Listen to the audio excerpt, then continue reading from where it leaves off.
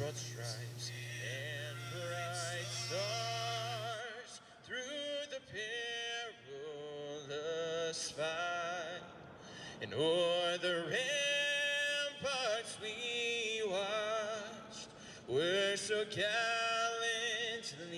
streaming, and the rockets' red glare, the bombs bursting in air, gave proof through the night that our flag was still there. And oh, say does that star-spangled banner yet wave o'er the land of the free and the home of the brave.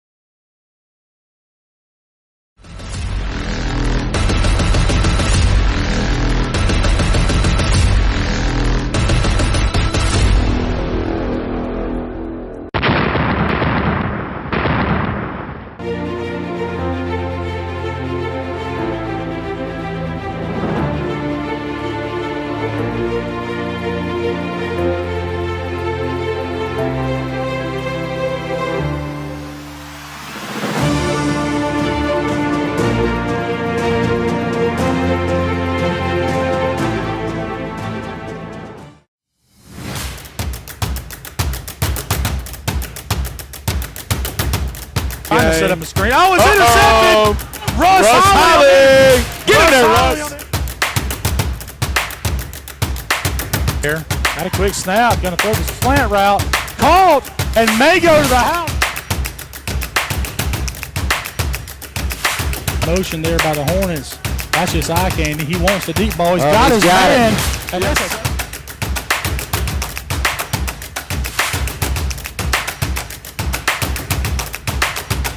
fantastic football. There's the knee, and that's going to be your ball game. What an upset. What an upset. Students stormed the field. Students stormed the field.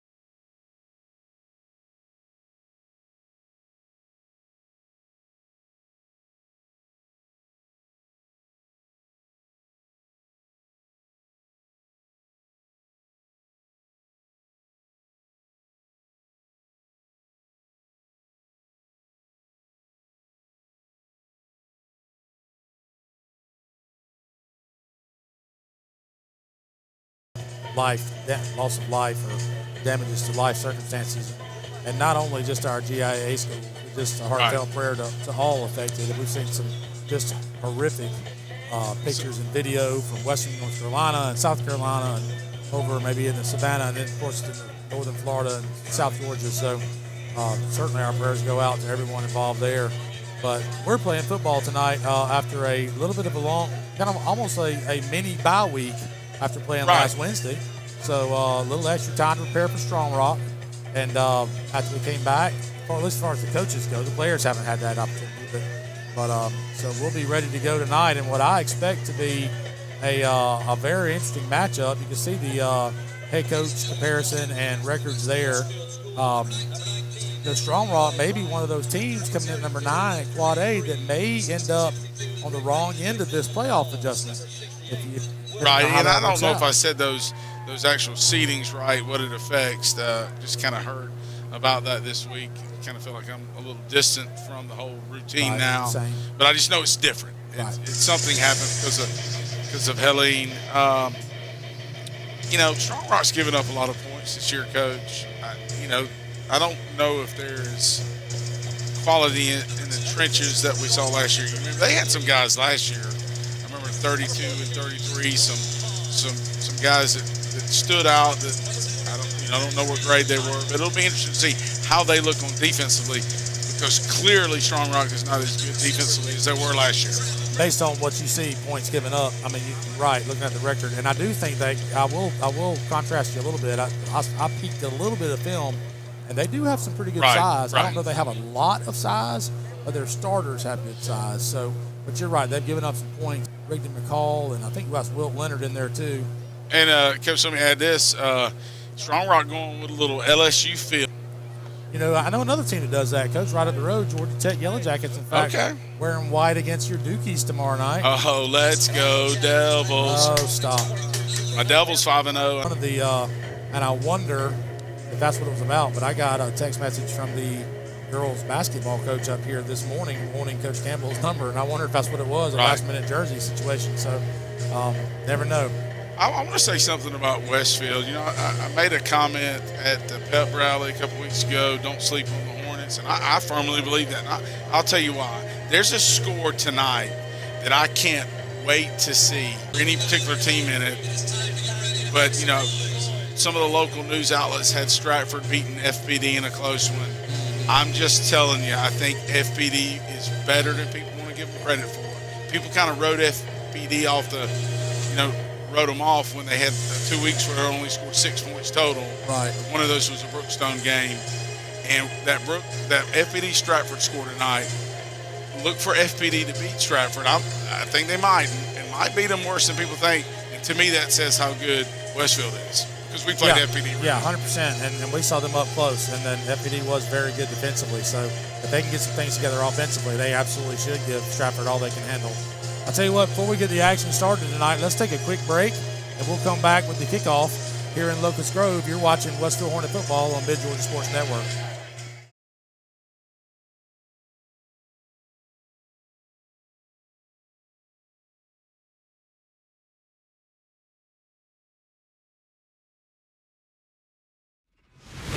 Helene reshuffled the schedule across the state, causing late changes to multiple games across Georgia. Westfield went out early on Wednesday and got a huge victory before the Storm reached the mid-state. The Hornets now turn their attention to region play as they close in on a state playoff berth. Westfield heads north up I-75 to take on Strong Rock in Locust Grove. Gang Green continues to use a balanced attack to carve up opponents on its way to a number 2 ranking in AAA. Can Westfield go on the road in AAA? Can Westfield go on the road and get their first? So if we call an incorrect name for any Strong Rock fans listening, we apologize. As you can see early, I do see a little size there, Coach. Yeah, they were long. They were long last year. They were long in kind of some OLB spots. I got 77 is Jacob Shea. He's a defensive tackle, and really a nose guard. They play a little 3-3 look or a 3-5. Really bunched up inside. Looks like the Hornets have something there for the right side if they go with it. Quick pitch, and the ball's on the ground, still on the ground, and Strong Rock has come up with it, and that's not the start you wanted, obviously, if you're the Hornets.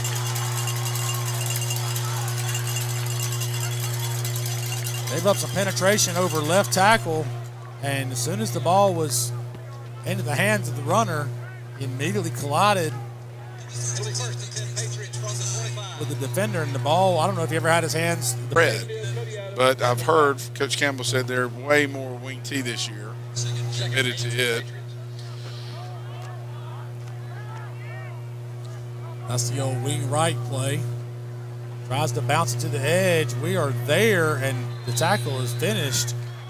Was that Michael Easom? Michael Easom drives him out of bounds. Another minimal gain is going to put him 3rd and 6. And the Hornets looking kind of comfortable defending that. You know, that's what you want to do to the wing team. You don't want to be upfield and let it get in gaps. They want to create extra gaps. Very lateral. Made it kind of spill. And Michael Easom was there. Well, sideline to sideline, the Hornets will have a little bit of advantage. Right. While the Strong Rock does have a good size up front, we know the Hornets can run.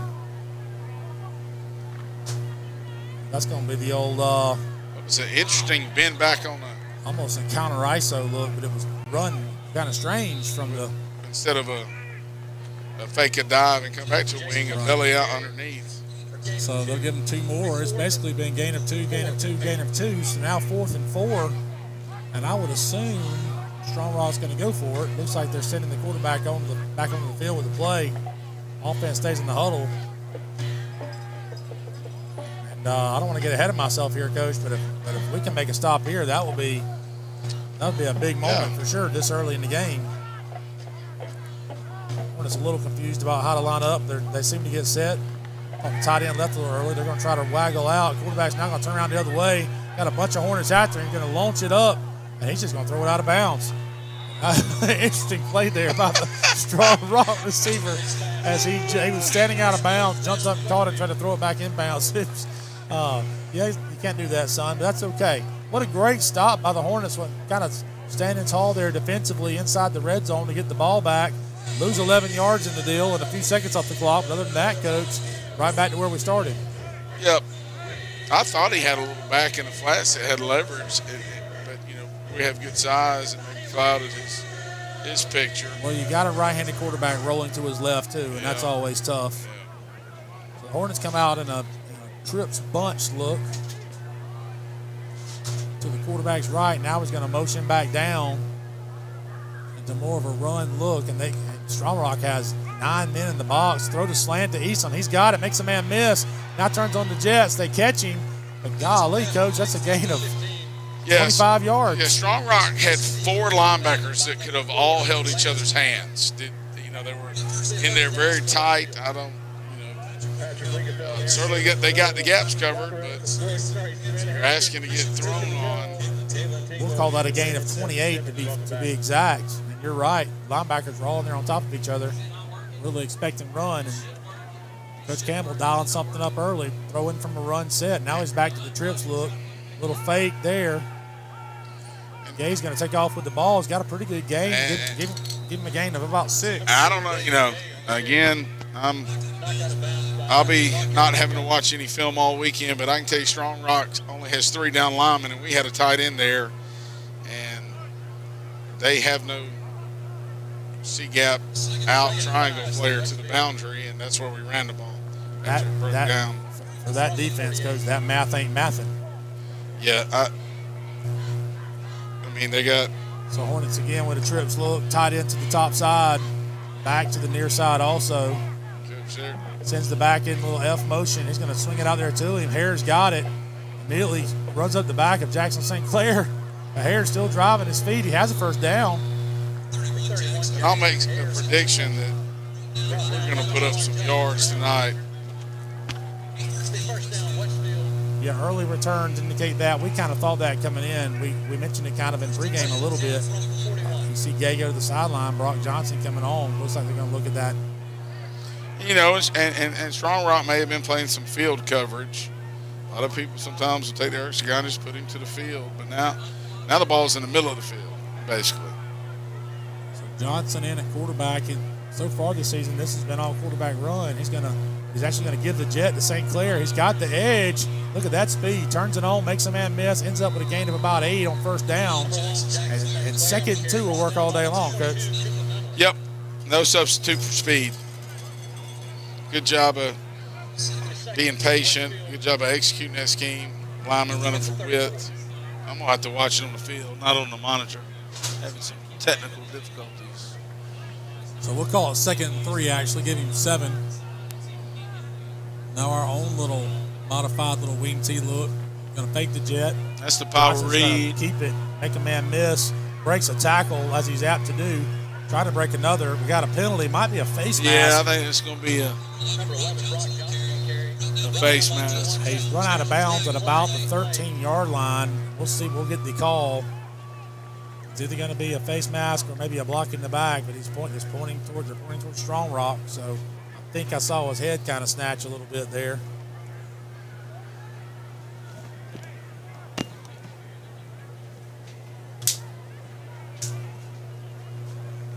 So we were right on the call. That's going to be half the distance.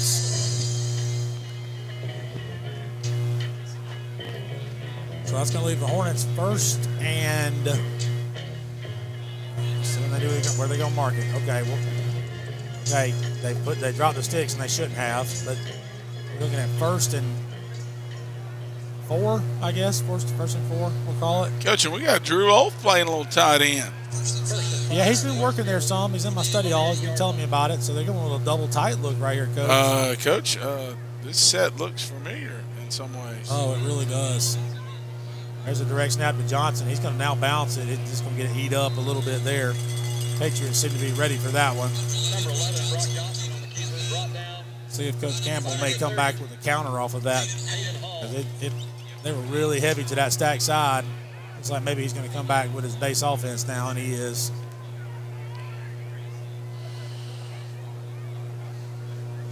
A little Ben Holbert sighting. Loss of 1 on the play. Coach, this is a new look for us. Is this Jackson St. Clair in a single setback? He normally split out or in the slot. Now he made motion out of this. Yeah, there was a little confusion there, Yeah. I think. Coach Campbell gets a timeout. We know that Coach Campbell likes to go a lot of personnel groupings and play combinations. He really preparing to defend all those sets. And you really don't necessarily defend plays. You have to defend sets and make sure you're lined up right. So I imagine that that there will be times Strong Rock will not line up right and get outflanked. That's right. And it's not always that you're – what I've noticed anyway over the last couple of seasons is that he's going to have 4 or 5 or 8 new things every Friday night. So you got to prepare for all that you've already seen. Plus, you got to be ready for anything else. And the big worries to me with some of our tail motion stuff is the vertical passing game. Right. Not only can we run the side to side, but to me they're playing with fire right now with St. Clair in space. And that was a smash scheme. You could see that pre-alignment. We got St. Clair in space there, one-on-one coverage, and we just, go with a little slot, not slot fade, but it was really a smash scheme. Yep. Slot, and we had leverage. So that smash scheme that you're talking about like a corner over like a little hitch. Yep, you just had number 1 from the Yep. sideline, just squats, and you create space with your slot guy, and that's – So they've actually dropped the sticks, and that is not the application of that rule. I don't know if we even are aware of it. It is 3rd down, but they're having it 3rd and goal, and it should be 3rd and 4. So that's being misapplied, which is interesting. You see the back roll out of the backfield, throw the slant. It's not going to matter you anyway. can't cover him in space. No. I mean, they have no safety help because it's down there to goal line, and you have St. Clair in space in a slot. Prior play he gave you, he's just going to wherever you leverage him, he just runs. Yeah, I thought he actually had a step or two on the corner route. We just kind of threw it over him a little bit. Yeah, he had leverage both routes, and that's an easy pitch and catch, Coach. So the slant, yeah, for sure. So Johnson is in the kick, snap down. Snap is good, holds down. Kicks not real high, but it gets through for an early 7-0 lead for the Hornets. Just to kind of go back to what I was talking about on the improper markage on the down, Hornets got a 1st down. There was a face mask on that play. That's a half the distance penalty because you're outside of 15 yards. So the sticks were up, and they had it marked. It was 1st down and 4, which is what it was the proper assessment of the penalty. But then about 3rd down, they had dropped to 6, and the board said 3rd and 9 from the 9, which is anyway. That could have been a very costly mistake if the Hornets had not converted on that play. But in the end, the ball don't lie, and it's all good. On a different note, listening over the PA system, I don't know if I've ever heard this played. We have the Fresh Prince. Parents just don't understand. They just don't understand. That's the song. I remember seeing that video on Yo MTV Raps. I just dated myself. Yeah. We just had some Fresh Prince. Parents just don't understand. On the playground is where I spend most of my days. How about, can I make this comment? Now I'm on the other side of it. Children just don't understand. Just don't understand. So Johnson set to kick it off to the Patriots. Toe it down there. And a Jake Sloan special. Looking for a crease. Not going to find one. They have him down just inside the 30-yard line. Coach, he toe kicked that ball. I'm just shout out to Jake Sloan. Jake Sloan leads the GIAA, regardless of whether it's elementary, middle, high school, B team, varsity, of accidental onside kicks. Well, successful onside kicks too. Accidental successful. Got 2 yesterday. a comedy of errors. Yeah. Hornets ended up in one of those kiss your sister ties with Stratford yesterday, but still proud of the fight and the young guys. Yeah. They came back, they were down, and came back and scored late to tie. And kind of did it when it looked a couple of injuries that I thought we were gonna pack it up, and our kids showed some resiliency. So quarterback looking to throw again. He's throwing it to I thought that ball was severely overthrown, and they come down with it, and that's going to be. Yeah, and that's not. First of all, we didn't get much pass rush. That's number 4, Landon Stancil, their leading receiver. It's hard to get pass rush sometimes on play action. And boy, they protected that well, and the quarterback was very patient and let the route develop. Well, I thought when he let it go, it was just thrown way over the receiver. But to his credit, he kind of ran it down, and we were there. We just we weren't able to make a play on the ball. Yeah. Grayson Waller was there. I mean, good spot. Four's kind of lengthy. And they've scored points. We said that earlier. So not surprising that they scored. And these are the things, Coach, that drive you crazy as a coach. You just scored, and you got one of your linemen on the PAT team that is. They've got now 10 seconds left to get the snap off. Yeah, this could be big in this game. They're going to be able to have time to get it off. Snap and hold, and kick is up. Also a low kick, but it gets through. So 7-7 tie now with 6 minutes to go in the first quarter. On a quick strike from the Patriots I'm not even sure what route he threw, just deep. Well, number 4 is going to watch it. It's a combo route. You had an out and a skinny. Now. And they end up with 2 routes on top of each other. That looks familiar. So it was play action. I mean, I don't know if it was off a waggle or same side like Buck where the QB stays. I didn't really watch. I was watching more of the routes develop. Kind of maybe you feel like the Hornets are a little bit out of routine mode. It's, coaches obviously love routine, but I think players love routine too. They just don't know it sometimes, but they do. They don't know it, but they do. They benefit from it. And we just kind of seem, Well, you got to be careful. You got to be careful about when you're on defense defending the wing tee that you don't get your eyes caught in the backfield if you're a defensive back. St. Clair has to chase that one back to almost the 10-yard line. And they are playing with fire, kicking it to him. He's got room. Tried to make a man miss on the sideline. Gets tackled at about midfield, right at the 50. So the Hornets will start in terrific field position. You're right, Coach. He plays at a different speed than everybody else. Just listen. If I'm the Strong Rock special teams coach, we are not kicking it to him. He's obviously a state leader in return yardage, probably a national leader. And what's interesting, let's go through the starters real quick. It's the normal crew here for the Hornets. You got Braden Gay at quarterback, Jackson Hare in the backfield with him.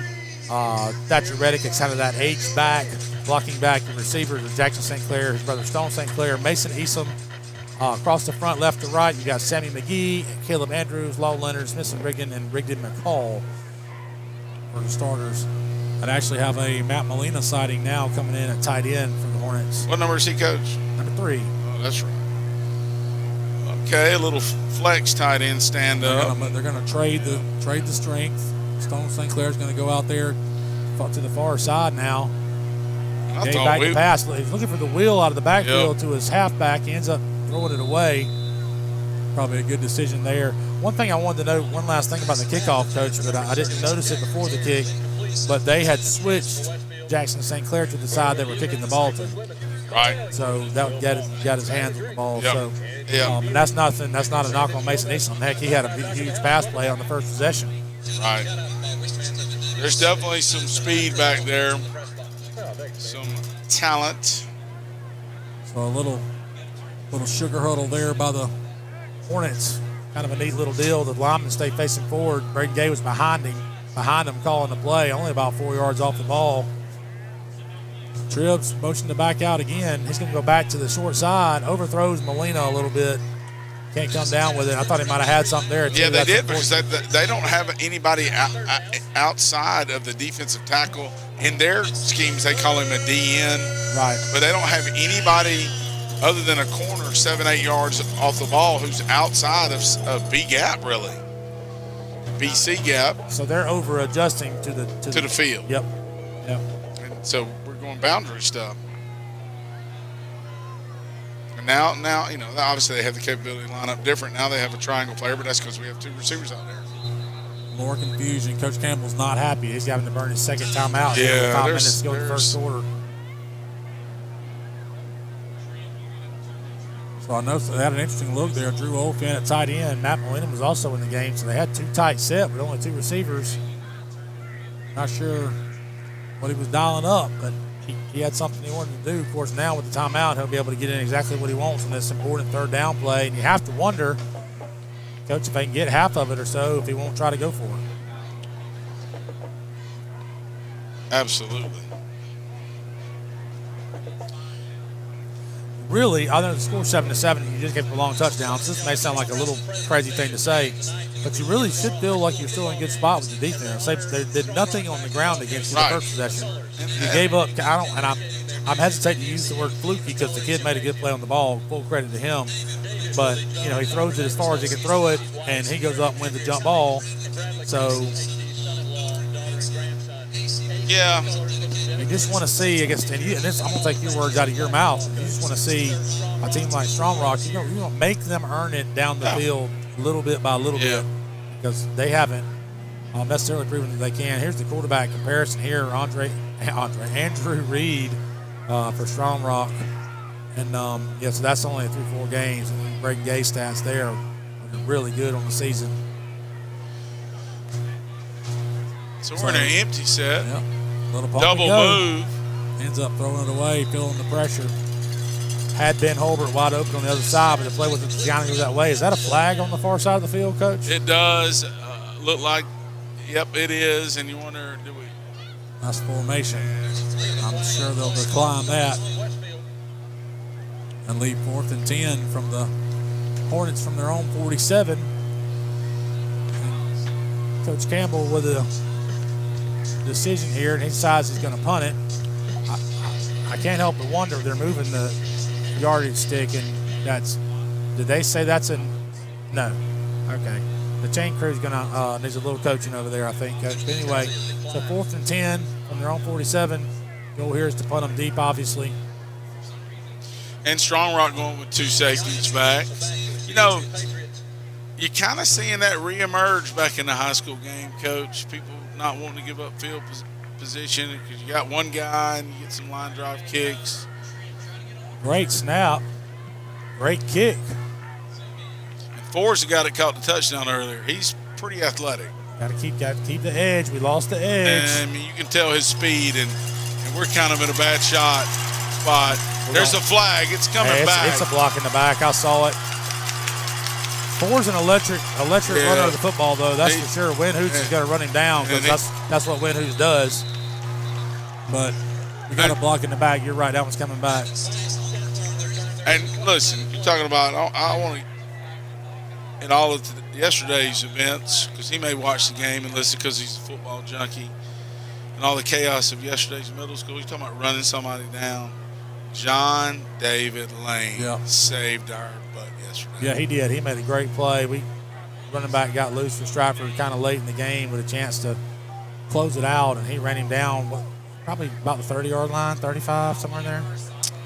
And we all got to enjoy a tie. And your defense did a job of holding them out of the end zone and got to enjoy a tie. But John David Lane also scored the game-tying 2-point conversion. Just obviously we didn't play great, but we didn't lose, and we made some plays to not lose. In a bad spot with some guys hurt. Yeah, the injuries are mounting up. We got some guys trying to heal up. We got 2 games left, so we're kind of limping to the finish here. But Coach, we're going to always they're going to play hard. We're going to play hard and finish strong. And we're going to have fun. They can't say we don't have fun. Coach them hard, but we have fun. We'll welcome this very school here to Westfield in a couple of weeks. not this coming Thursday, but next, we are home. Oh, I thought finale. I thought we come up here. I thought Mount DeSales was away next week and Strong Rock was at home. Sells at home. Maybe I have it backwards then. And One of us has it backwards. Strong Rock is in an overset. They're going to, that play looks familiar. Right to the teeth of the defense. They swallow that up. I see coming off the pile. They have two linemen climbing. Carter Black kind of took the brunt of a combo block there, number 25 for us. But hey, Drew you know, Wolf won the tackle. Sammy McGee was in there. Those linemen that comboed on Carter kind of gave each other a high five, like, yeah, buddy, we got him. Carter, the ever quiet one, if he might want to, as he gets older, say, hey, guys, y'all just got a 2-yard game.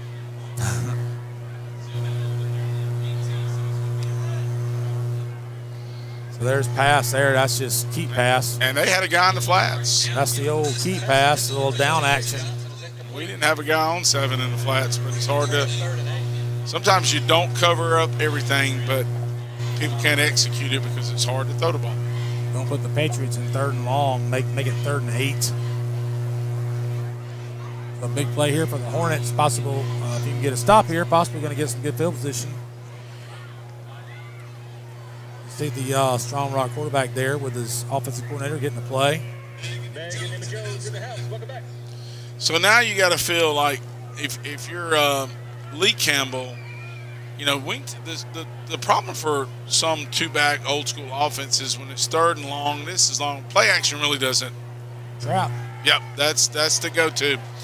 You know, that was straight out of Ronnie Jones and Chance Jones. Yep. And they're notorious for, you think they're going to pass and you try to get a pass rush and you're upfield. Especially 3rd and long, you know, it's just not a great play for wing T, and a lot of times that trap is just a safe option. And that's why linemen have to squeeze. They have to engage offensive linemen because one of those linemen is climbing to a linebacker.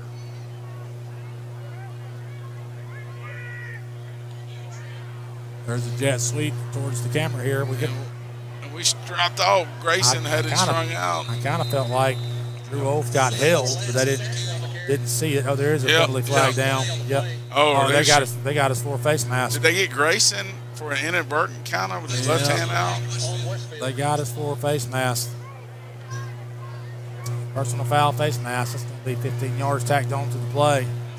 Suddenly the Hornets are reeling a little bit. I'll say this, the Strong Rock OL looks the part. Or at least that, yeah. They do.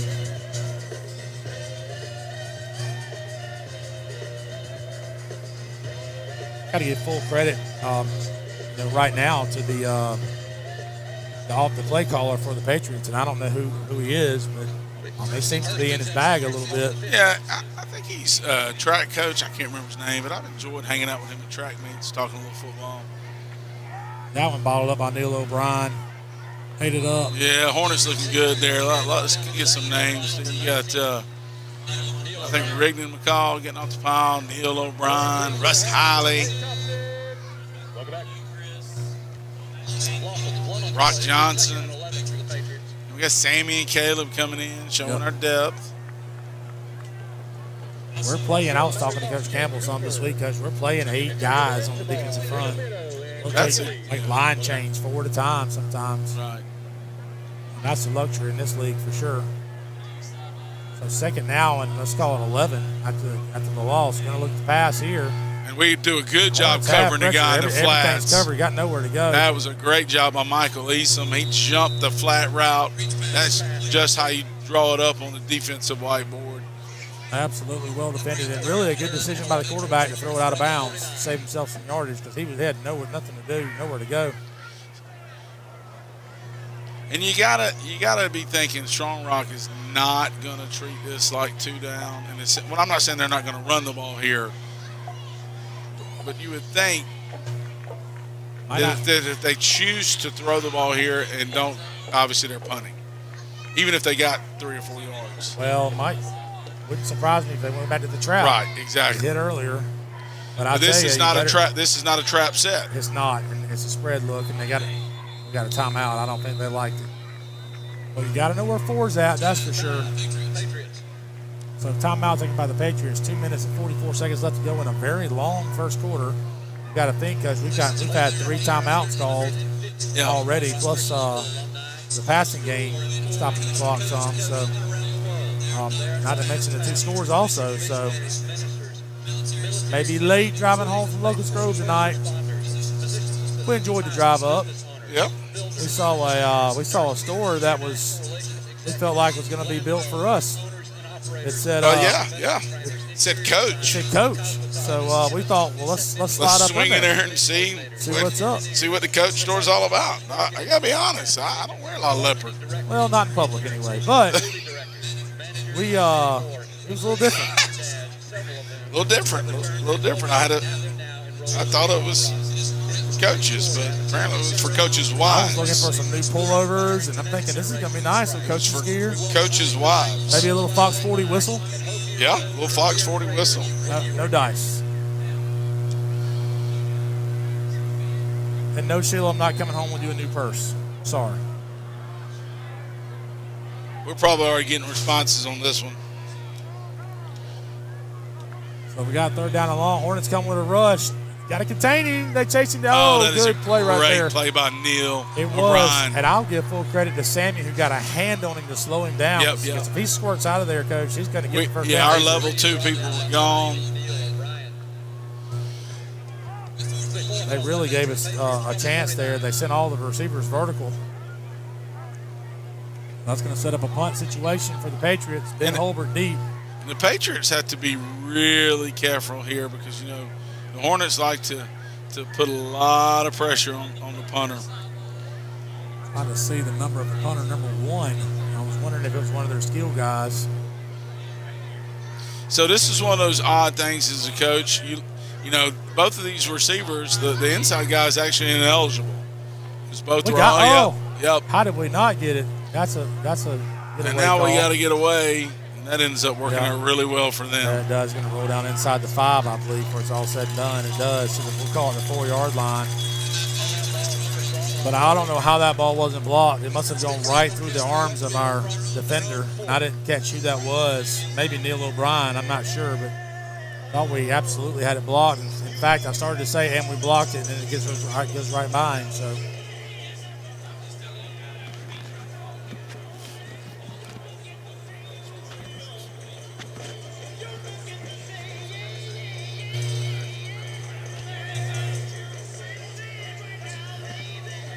So Hornets from deep in their own territory. Certainly a run set here from the Hornets unless you're going to isolate Jackson St. Clair, which might happen. No back in the backfield. Now St. Clair crosses the formation, fakes the jet, going to run the QB power. And he needs to tuck that ball a little more. And look at us.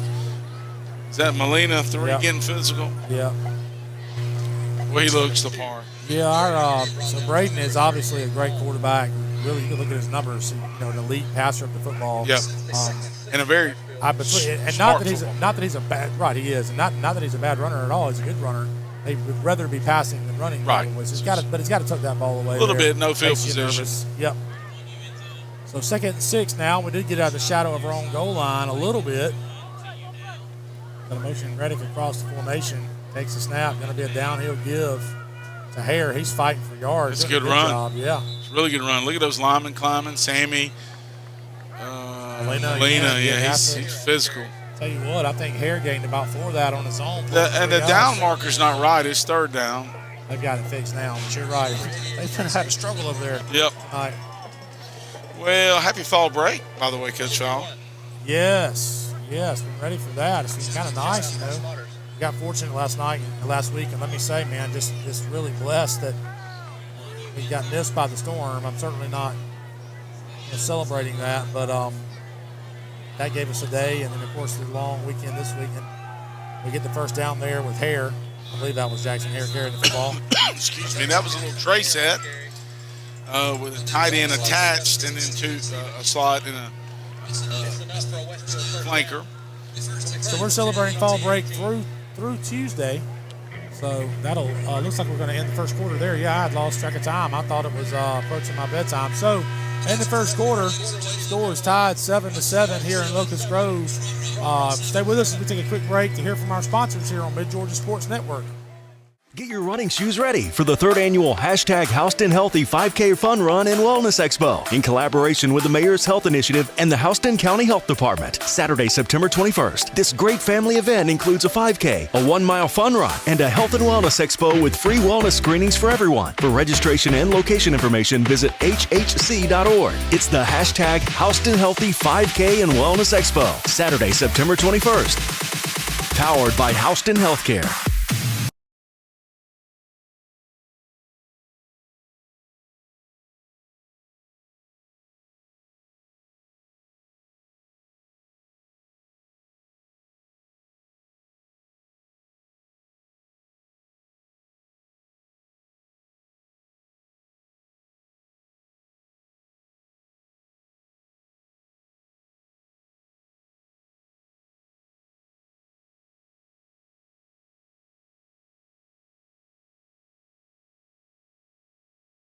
Get your running shoes ready for the 3rd annual Houston Healthy 5K Fun Run and Wellness Expo. Welcome back to the campus of Strong Rock Christian Academy here for Hornet football. Hornets come out of their own end zone. First down now from about the 18-yard line. So again with the trip set, now going to motion to an empty set. A little set of motion, going to fake the jet, little hitch and go. He's got his man. If he can get it there. Yeah, overthrew him. Thought we had a shot there. That could have been 6. It kind of led him back to the inside, too.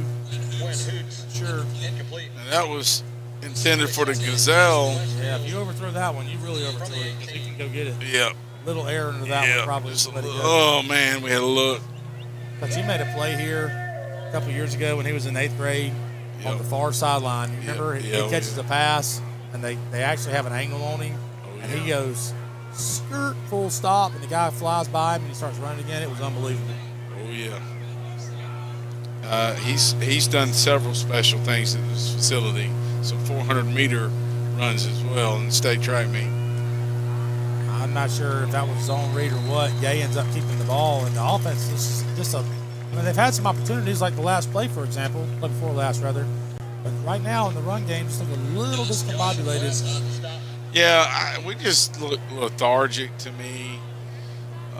I go back to your own fall break. You go, and these are, listen, are they excuses? Well, yeah, I mean, they're not excuses, but I mean, and you got to overcome them, but they just seem like hurdles that we are struggling with right now. Gay looking again. It's Great got a man protection. over the middle. Yep, Molina has got him for a first down. Molina did a really good job of kind of settling down in that zone right there, right past the sticks. That's a smart football play. And Gay, and like you said, we protected it. So what you're saying with the fall break reference, and playing on a Wednesday of last week. Right. See the replay there with Molina with a great catch and throw by Gay. So you're saying it's possible maybe we got a little too much cotton candy at the fair last night, some of these kids, possibly.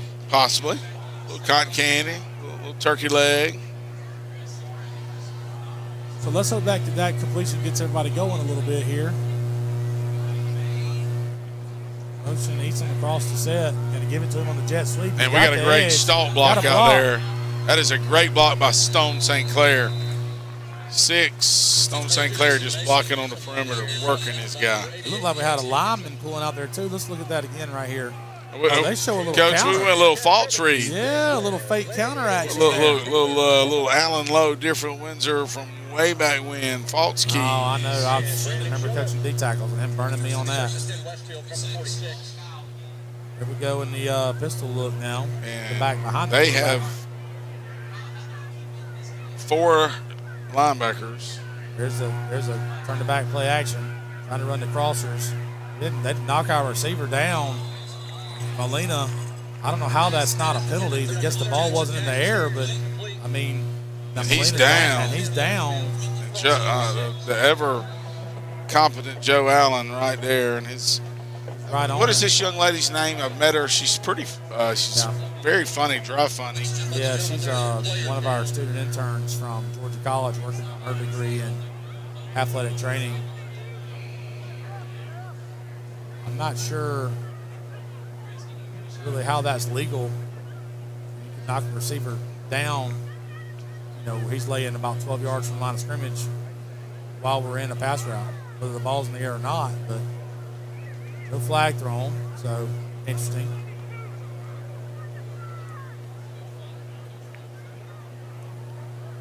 So that'll leave the Hornets in a 3rd and 10, right? Or is it a 2nd down? I may have lost track of the downs. So I can't see the yardage markers behind the first down chain. So. now I was watching how much time Braden Gay had. What happened on the collision? Well, they ran crossers, Right. you know, like a mesh route about 10 yards downfield. And it was after the mesh, but one of these strong rock players, and it may have completely been unintentional. I'm not implying that it wasn't. There was a collision of some sort, and he went down in a heap. And I'm not sure that's not where Gay was looking to throw it. And then at that point, you know, he ended up having to kind of eat it. So.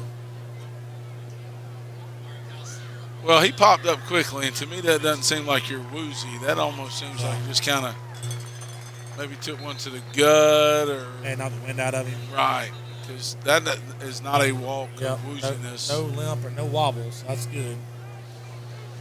So the down marker says 2nd down, and it may be. I've kind of lost track. 2nd down. Okay, thank you, Brett. Make sure I'm right. Always on top of things over there. 2nd down and 10 from our own 46-yard line. And they are out here on an island against Mr. St. Clair, but they've got their best athlete, number 4. Yep. And he's playing a little outside leverage. Now we motion over here, so it's not as much of an island. Motion it back out again. Going to look that way and come back to the screen the other way to Reddick and Strong Rock's all over it. Strong Rock's perimeter triangle player did a really good job to the boundary there. Number 7, Brandon Reddick. I think it was a triangle player. I think it was a corner. Really good job diagnosing that. Number 22. May have lost a half yard on that play. So kind of in the same spot we were earlier. If we can get it across the 50, you have to wonder if he'll try to go for it, but they're down in a full 10. They're going to be all over our quarterback. I think we were setting up a screen and he didn't have time to throw it. So certainly going to be a punting situation now.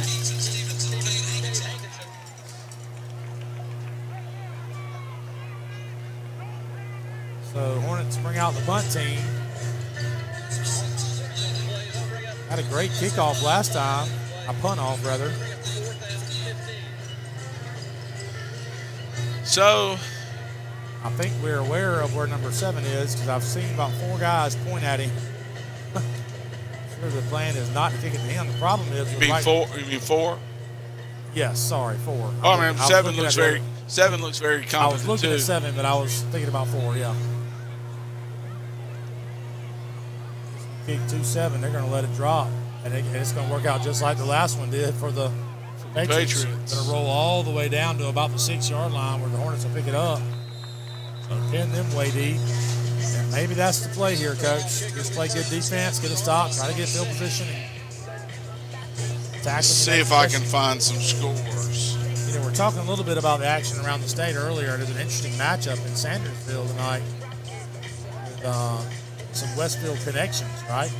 Robert Kennis. Got Robert Kennis coming in with Edmund Burt to play Brentwood, where his uncle Burt was a long-time coach. He's still at the school. He's not the varsity football He's a coach. middle school. Hey, he's gotten smart like the rest of us, and he's a middle school coach.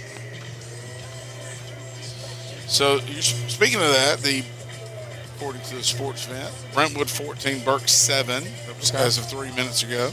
Okay. That's a double-A, single-A battle. And if you ever get the chance to watch the running back, a little misdirection there, Coach. That was almost like You can't get him on the ground. He ends up with a first down. Coach Lee Campbell's not going to be happy with that tackling there. Yep. Should have been a gain of about 4 or 5, and he slipped about 3 tackles to pick up about 11 or 12 on the play.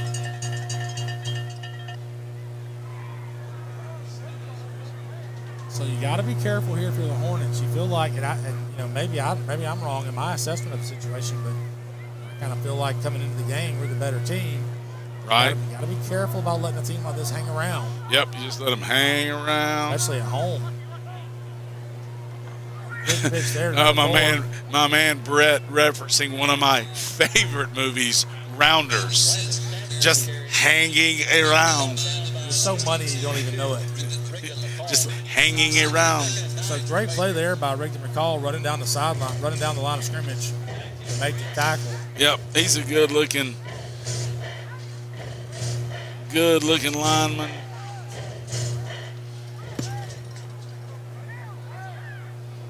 Second down and 9 now from their own 18-yard line. You said it earlier, if you're the Hornets, you feel good about how you played defensively, except for one play. Oh, counter Trey. He's got nowhere to go. Can we ball him up? Yes, we can. Yeah. Hats to the ball. Mike Easom. Brock's getting there. Who's getting off the pile? Somebody really dug their feet and stayed at home on that counter Trey, coach. Neil O'Brien's had a pretty good career. There it is right there. You know who that was? Look at those linemen fitting up. That was Drew Old, coach. An inexperienced guy. Oh, that was Drew. He's got, 5 games in. He didn't make the tackle, but he took on the pulling guard. Right. Sits down, doesn't get up. Yeah, you got to have everybody want, stats. You have guys that have to eat up blockers. Right.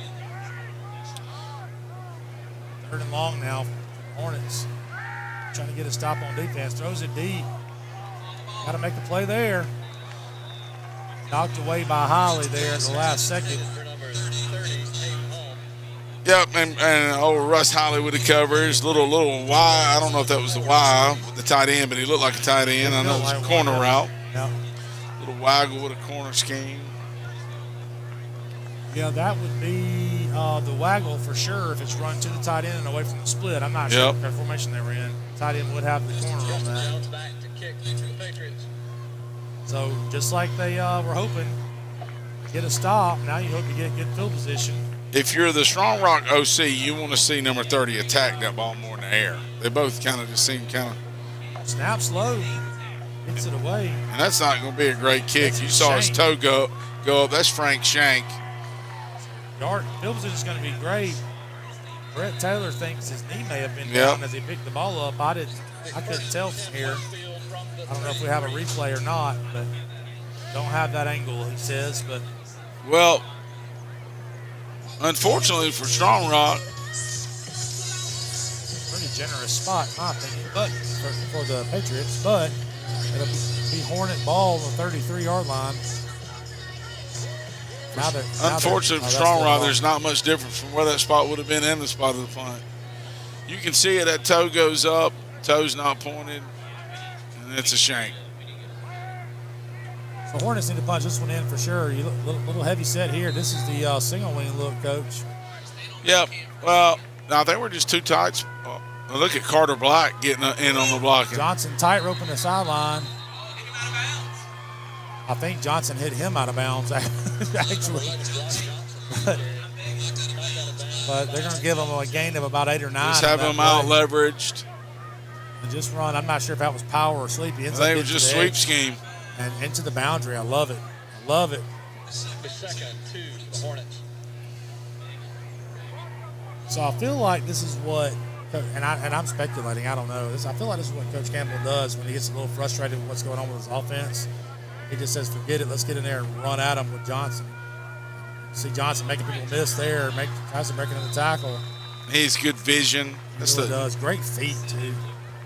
So we'll give him about another 8 yards or so.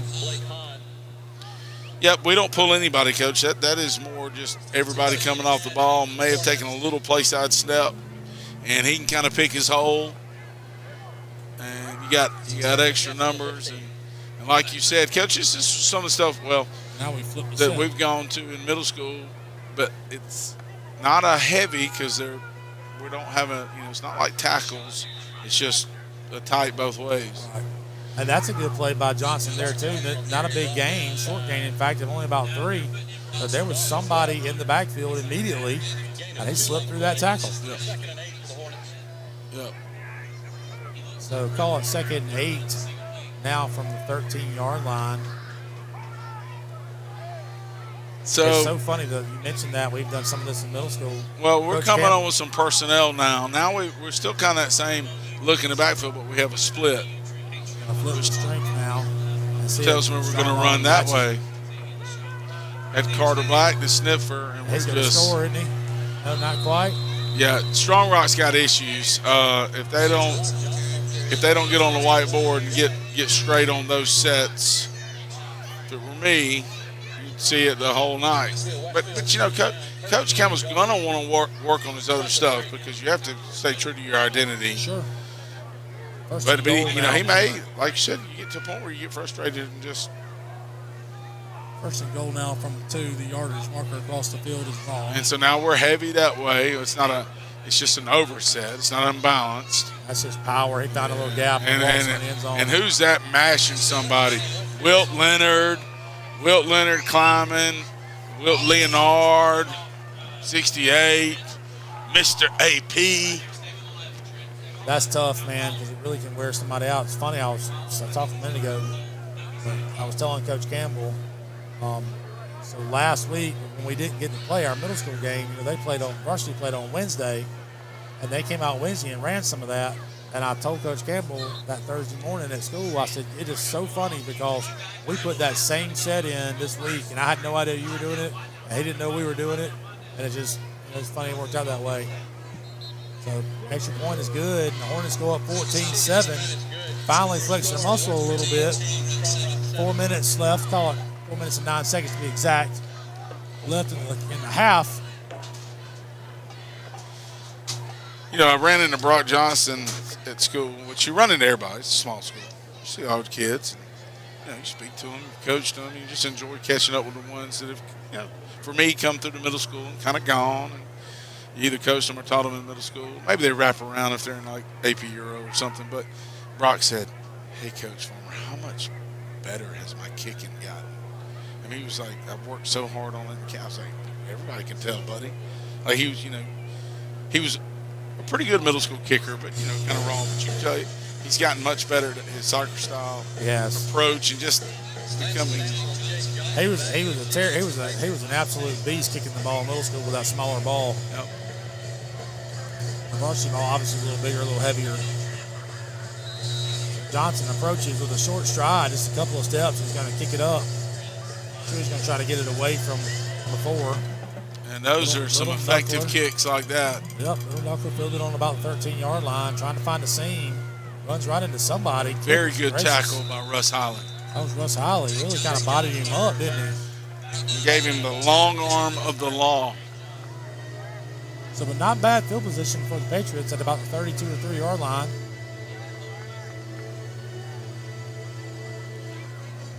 So, just under 4 minutes now, 3:57 left in the half. You'd love to get a quick stop and maybe have a chance to get the ball back one more time because you know Strong Rock gets it coming out of the half.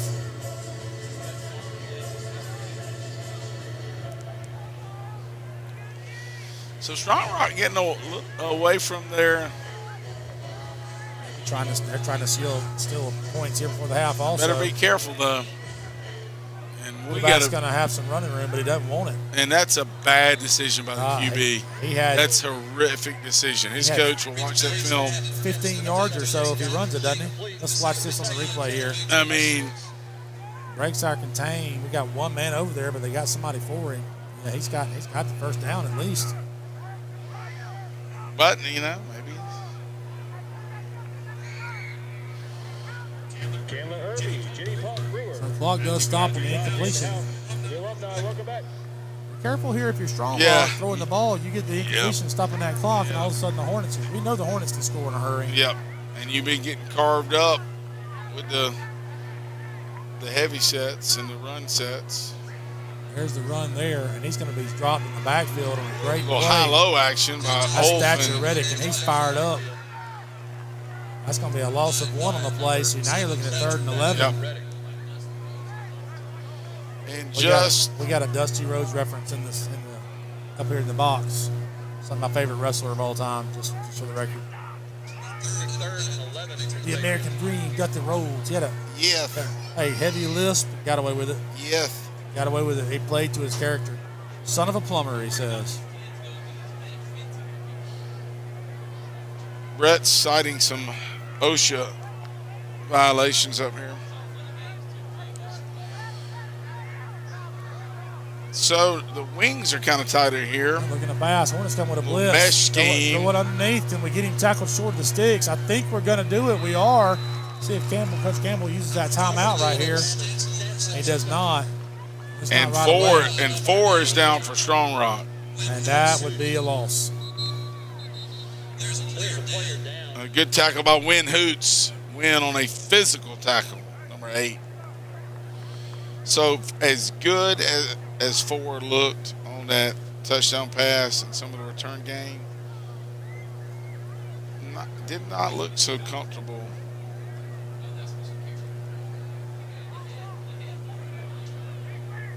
Did not look as comfortable running with the ball after the catch, kind of in that traffic coming to him.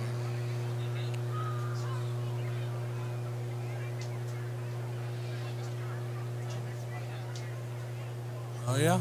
Yeah. Mr. Carroll sighting in the stands. Fearless headmaster, his wonderful wife, Laura, come to see the Hornets play. I joke with them a lot as I see them walking in our neighborhood quite regularly. They love to get their exercise, which I should be doing as well. Usually when I see them, I'm coming back from getting a cheeseburger from Wendy's. What's wrong with that? What's wrong? No. If you just compared me to Frank the Tank, you're going through the mesh fence off the back of it. I hope this gentleman's okay.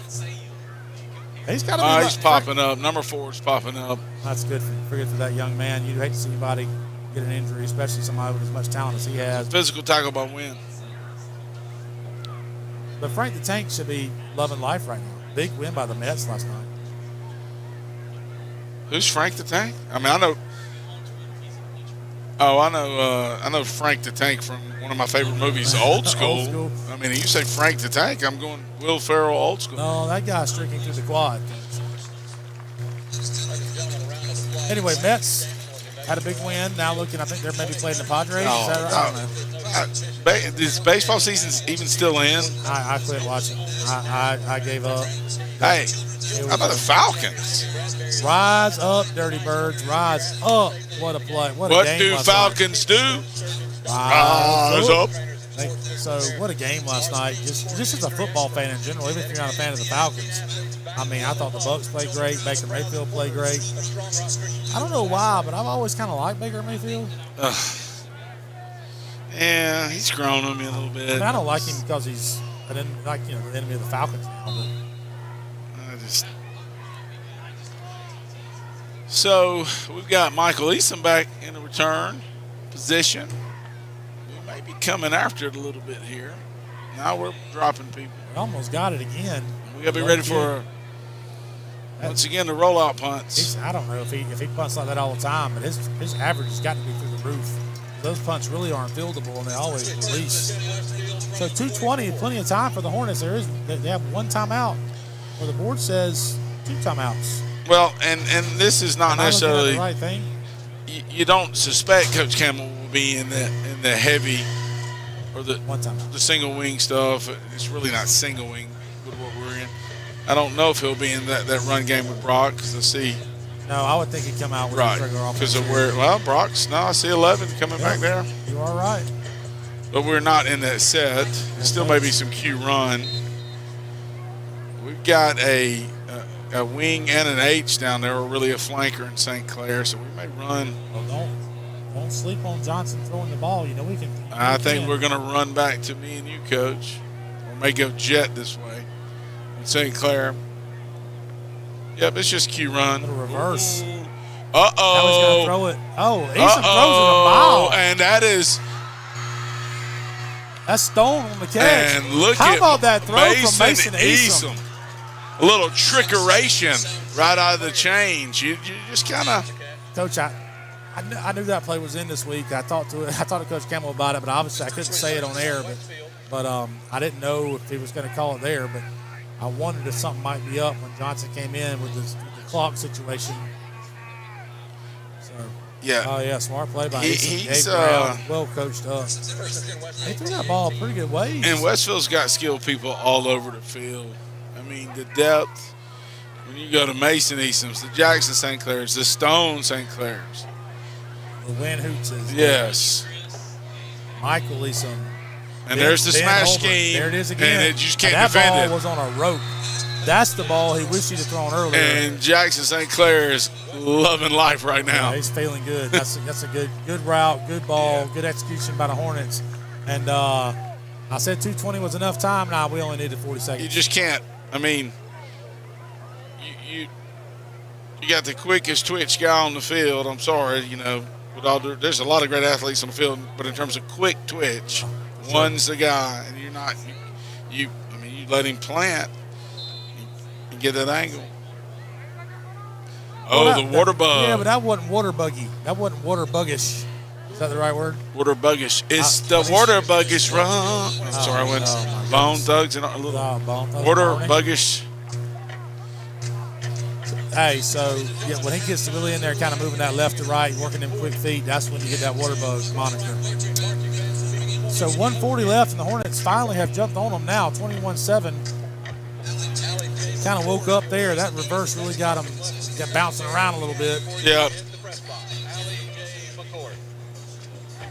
So here's the little reverse action on reverse pass. Mason Easton just rears back, throws it as far as he can. Stone St. Clair could have fair caught it. Yeah. Actually, a good recovery by 14 to keep him from scoring there. And there's the play. He knew where he was going with the ball before the snap. It's just a lot of real estate over there. Yep. And they're in man coverage. And then the first receiver from the sideline just got stood there. So his corner would stay right there. So great work by the cameraman. And I'm not going to give Brett any credit, but the rest of them, I'm just kidding. Brett, good job, too, on the whole crew there getting those shots. And right on it. The only shot we didn't get tonight was if the punter's knee was down, but I'm not complaining because we're batting close to 1,000 on the perfect camera shots. Great kick from Johnson. Down to 11 with a little hang time. Going to steal up that middle lane this time. They're just going to get out just past the 30. So a minute and a half left, a minute and 30 seconds left in the half. Chance for Strongwater to do something, but it's just throwing the ball over the yard is not exactly what they want to do, Coach. No, and I thought they kind of who got the ball to start the game? We did. With them getting the ball in the second half, I thought their last offensive possession was a little impatient down a score. Yep. And you're getting the ball to start the second half a little. I think if you're playing, and at that point they're but games. They're thinking, okay, well, we're as good as they are, but it really, what they should have done is killing the clock. And going into the half down 7. And 4 must have not been that hurt because he's back in the game. Going to pass in the front. Oh, Coach, a little draw, basically a draw. Hey, they fooled me, so credit to them. But that was almost like Statue of Liberty wrap around. That's right. Brett's called that. Clemson has always done that little wrap around handoff. It's too many.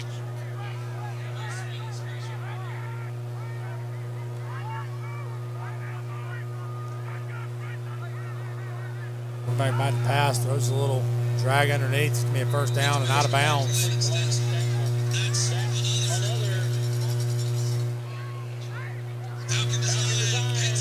Yeah, they were in a shootout with Pacelli earlier this year. So I don't remember that exact score, but it was something like 55-34, somewhere along in there. Yeah. So that was either last week or the week before. It was recent. Played on a Saturday, Brett says. That may be right, because I wondered if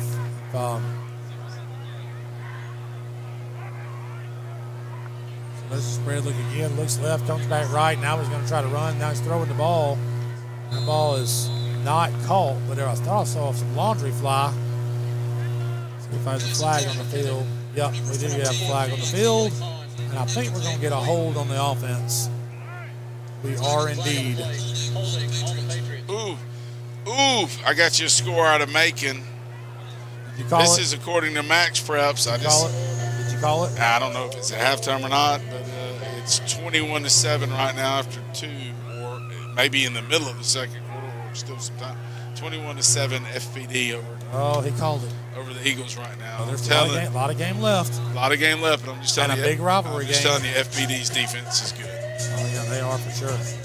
And the quarterback's pretty good, too. But as you said, though, so all you Hornet fans listening that couldn't make the trip up to Locust Grove tonight, if that score holds, that's going to say a lot about our Hornet football team and how good our offense is.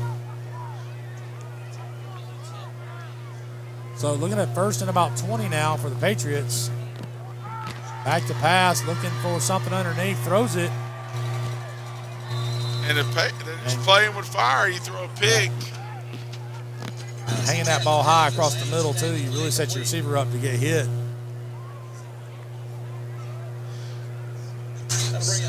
No, we're trying to find the down and distance on the scoreboard. I don't think they have it. Yeah, I couldn't find it earlier, but So, do we have any timeouts, Coach? we got one. So now they're in 3rd and 10. I would Yep, maybe get one. We scored in 40 seconds last time. assume that they're going to run the ball and punt it, but if nope, they're in shotgun, and Is it? I just don't know what you're It gaining. is second 20. You can't trust the yards marker, but it does say second. Swing it out in the flats. Yeah, that's a good safe throw. Try to keep him in bounds, run the clock out. He does get out of bounds. Yeah, he's They pretty sporty. say he's in. The clock's running.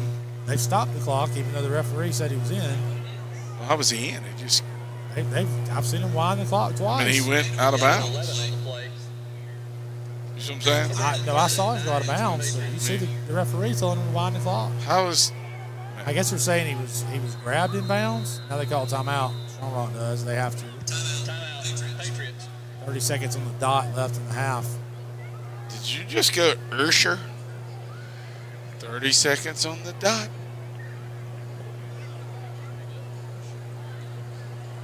Coach, Oh, my bad. Coach Farmer has a lot of references to movies and music. He sits inside a lot at his house, watching movies, listening to music. Can't go outside; it's not safe. Ouch. I don't know. What are you talking about? Lakonga? No, yeah, you live in a nice area, so I shouldn't say Your that. truck's parked at my house right now. Well, I hope it's still there. I mean, I can't promise you the rims will still be on it. Yeah, I saw a guy riding by on a bicycle. Said his name was Debo. It's awful. MacTown? No, you have a very nice neighborhood. I'm obviously just playing around. That was actually a fake house. I just met y'all there. Give you a different address.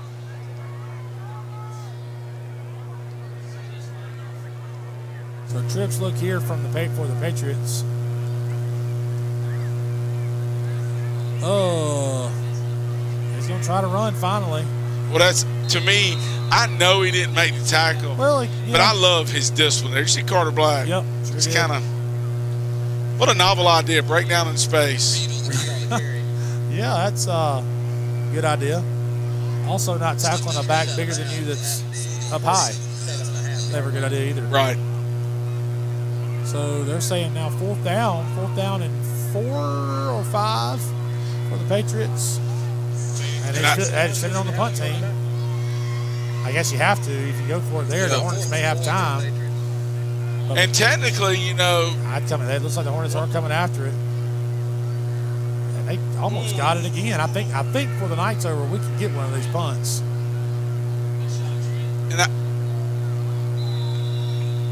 and I would imagine we may throw a screen, or I imagine we're going to kneel on it. Yeah. Maybe content to run it or throw a screen. Yeah, the screen would be the play. You're right, but I'm like you. I think they'll probably kneel on it and take the 14-point lead into the half. This last, we'll call it last 5 or 6 minutes of gameplay have been all Hornets for sure. Yep, we're in a victory formation. Got guys back. Really deep though. Okay, here we go.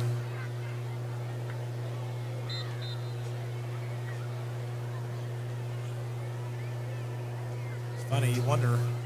We're a shotgun team, and that's what we do. You wonder how many snaps Ray Gay is taking under center. But that's going to kill the clock for the first half.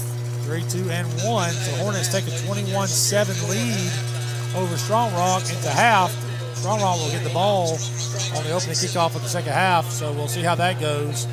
We'll be back after a break with some thoughts from the first half and try to get you ready for the second half here and we're watching Westfield Hornet football on Mid-Georgia Sports Network.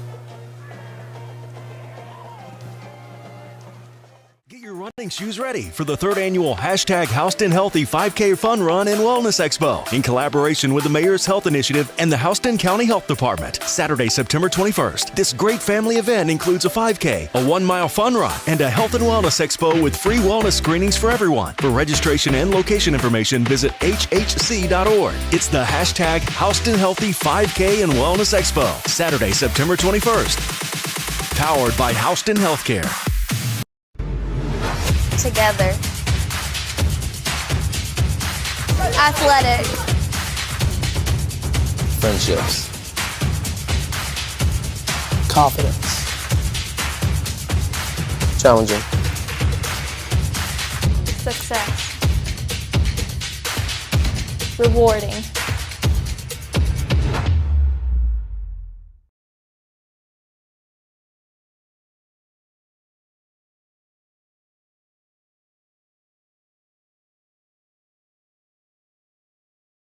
So what exactly is #Houston Healthy? #Houston Healthy is a healthcare initiative powered by Houston Healthcare. This initiative was created to enhance the overall health and well-being of our community. And here's how you can participate. Anytime you make a healthy choice, like eating a healthy meal, going to an exercise class, or just walking the dog, take a picture, preferably a selfie so we can see you. Upload it to your favorite social media platform and use the #Houston Healthy. Let everyone know what you're doing to make Houston County a healthier and happier place to live. Remember, #Houston Healthy. Healthier today for a better tomorrow.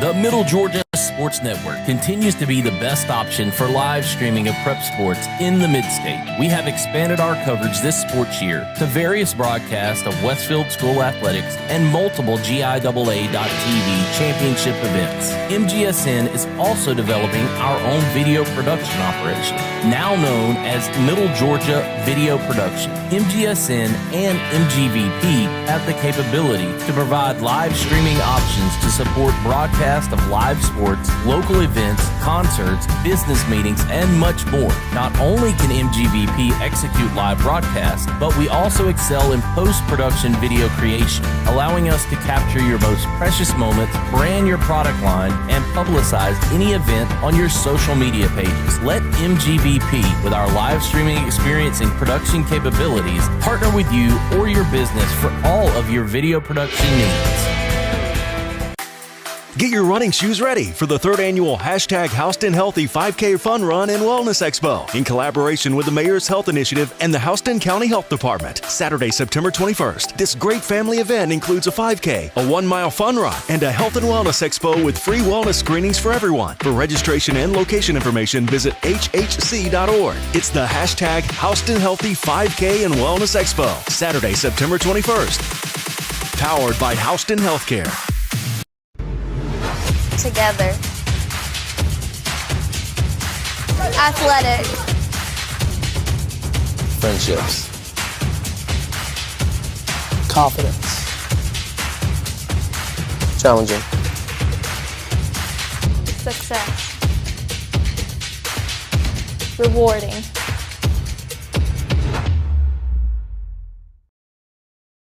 So what exactly is #Houston Healthy?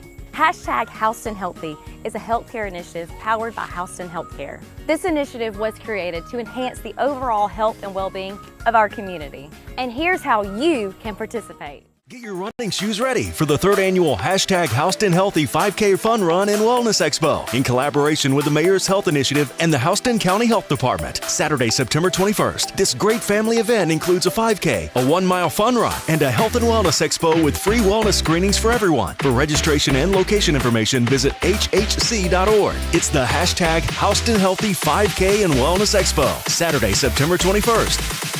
Powered by Houston Healthcare.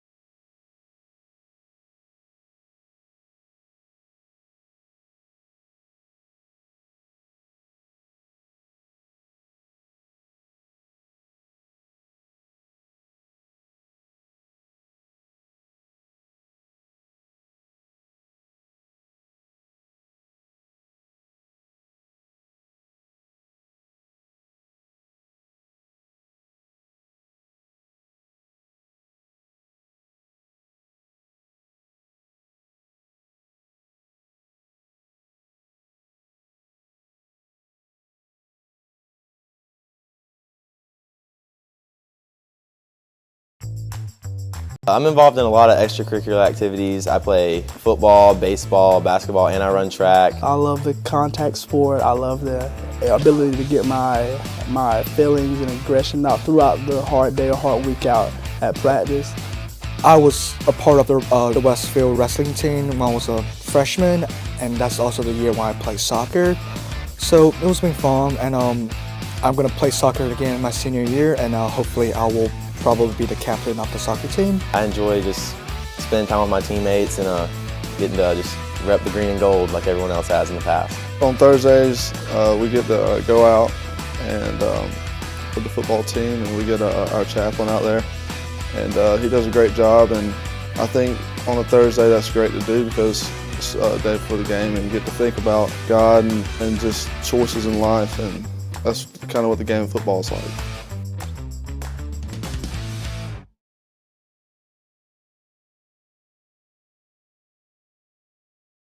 So what exactly is Houston Healthy?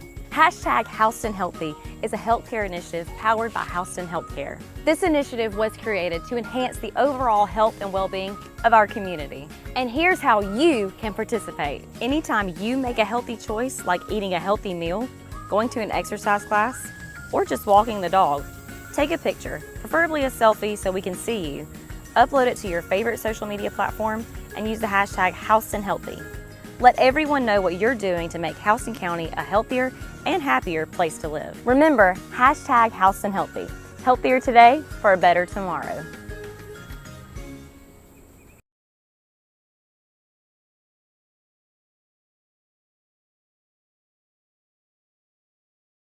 Get your running shoes ready for the 3rd annual #Houston Healthy 5K Fun Run and Wellness Expo in collaboration with the Mayor's Health Initiative and the Houston County Health Department. Saturday, September 21st. This great family event includes a 5K, a 1-mile fun run, and a health and wellness expo with free wellness screenings for everyone. For registration and location information, visit hhc.org. It's the #Houston Healthy 5K and Wellness Expo. Saturday, September 21st. Powered by Houston Healthcare. Get your running shoes ready for the 3rd annual #Houston Healthy 5K Fun Run and Wellness Expo in collaboration with the Mayor's Health Initiative and the Houston County Health Department. Saturday, September 21st. This great family event includes a 5K, a 1-mile fun run, and a health and wellness expo with free wellness screenings for everyone. For registration and location information, visit hhc.org. It's the #Houston Healthy 5K and Wellness Expo. Saturday, September 21st. Powered by Houston Healthcare. I'm involved in a lot of extracurricular activities. I play football, baseball, basketball, and I run track. I love the contact sport. I love the ability to get my feelings and aggression out throughout the hard day or hard week out at practice. I was a part of the Westfield wrestling team when I was a freshman, and that's also the year when I played soccer. So it was been fun, and I'm going to play soccer again in my senior year, and hopefully I will probably be the captain of the soccer team. I enjoy just spending time with my teammates and getting to just rep the green and gold like everyone else has in the past. On Thursdays, we get to go out and with the football team, and we get our chaplain out there, and he does a great job. And I think on a Thursday that's great to do because it's a day before the game and you get to think about God and just choices in life, and that's kind of what the game of football is like.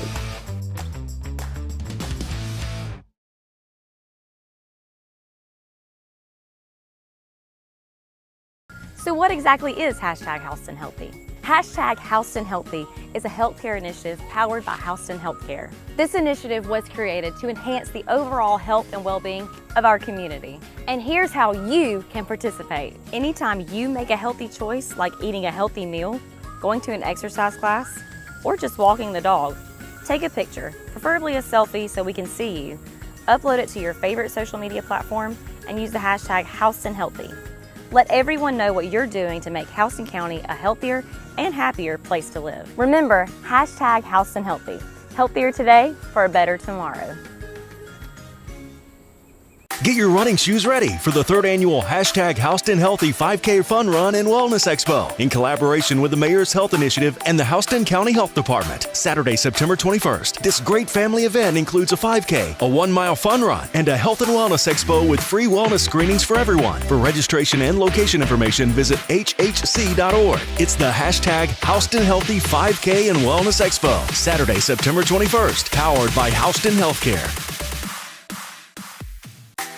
Get your running shoes ready for the 3rd annual hashtag Houston Healthy 5K Fun Run and Wellness Expo in collaboration with the Mayor's Health Initiative and the Houston County Health Department. Saturday, September 21st. This great family event includes a 5K, a 1-mile fun run, and a health and wellness expo with free wellness screenings for everyone. For registration and location information, visit hhc.org. It's the hashtag Houston Healthy 5K and Wellness Expo. Saturday, September 21st. Powered by Houston Healthcare. I'm involved in a lot of extracurricular activities. I play football, baseball, basketball, and I run track. I love the contact sport. I love the ability to get my feelings and aggression out throughout the hard day or hard week out at practice. I was a part of the Westfield wrestling team when I was a freshman, and that's also the year when I played soccer. So it was been fun, and I'm going to play soccer again my senior year, and hopefully I will probably be the captain of the soccer team. I enjoy just spending time with my teammates and getting to just rep the green and gold like everyone else has in the past. On Thursdays, we get to go out and with the football team, and we get our chaplain out there, and he does a great job. And I think on a Thursday that's great to do because it's a day before the game and you get to think about God and just choices in life, and that's kind of what the game of football is like.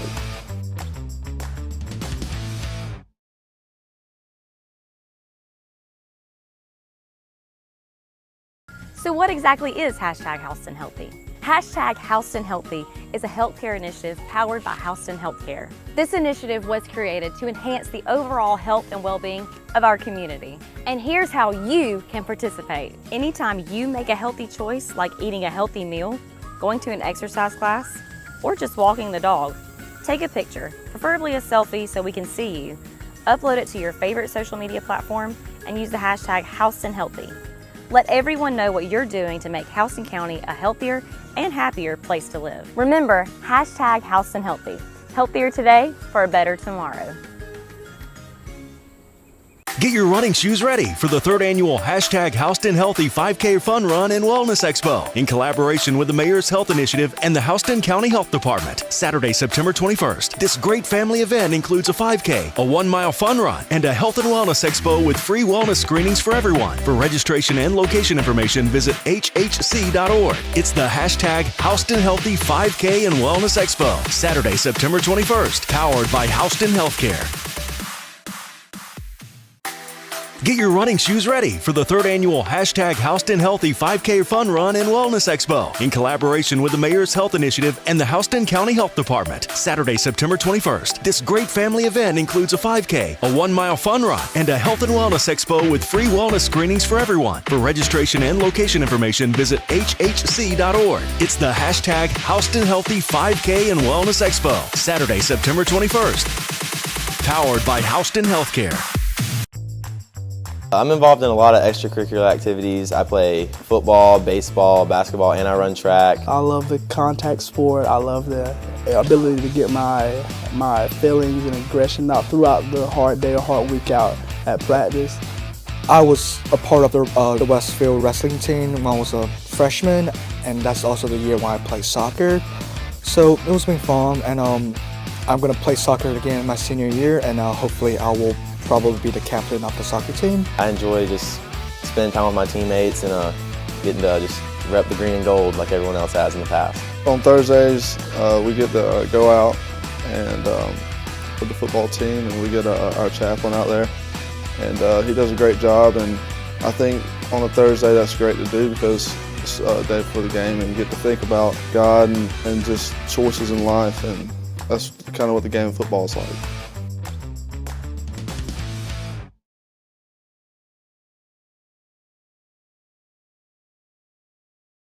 So what exactly is #Houston Healthy? #Houston Healthy is a healthcare initiative powered by Houston Healthcare. This initiative was created to enhance the overall health and well-being of our community. And here's how you can participate. Anytime you make a healthy choice, like eating a healthy meal, going to an exercise class, or just walking the dog, take a picture, preferably a selfie so we can see you. Upload it to your favorite social media platform and use the #Houston Healthy. Let everyone know what you're doing to make Houston County a healthier and happier place to live. Remember, #Houston Healthy. Healthier today for a better tomorrow. Get your running shoes ready for the 3rd annual #Houston Healthy 5K Fun Run and Wellness Expo in collaboration with the Mayor's Health Initiative and the Houston County Health Department. Saturday, September 21st. This great family event includes a 5K, a 1-mile fun run, and a health and wellness expo with free wellness screenings for everyone. For registration and location information, visit hhc.org. It's the #Houston Healthy 5K and Wellness Expo. Saturday, September 21st. Powered by Houston Healthcare. Get your running shoes ready for the 3rd annual #Houston Healthy 5K Fun Run and Wellness Expo in collaboration with the Mayor's Health Initiative and the Houston County Health Department. Saturday, September 21st. This great family event includes a 5K, a 1-mile fun run, and a health and wellness expo with free wellness screenings for everyone. For registration and location information, visit hhc.org. It's the #Houston Healthy 5K and Wellness Expo. Saturday, September 21st. Powered by Houston Healthcare. I'm involved in a lot of extracurricular activities. I play football, baseball, basketball, and I run track. I love the contact sport. I love the ability to get my feelings and aggression out throughout the hard day or hard week out at practice. I was a part of the Westfield wrestling team when I was a freshman, and that's also the year when I played soccer. So it was been fun, and I'm going to play soccer again in my senior year, and hopefully I will probably be the captain of the soccer team. I enjoy just spending time with my teammates and getting to just rep the green and gold like everyone else has in the past. On Thursdays, we get to go out and with the football team, and we get our chaplain out there, and he does a great job. And I think on a Thursday that's great to do because it's a day before the game, and you get to think about God and just choices in life, and that's kind of what the game of football is like.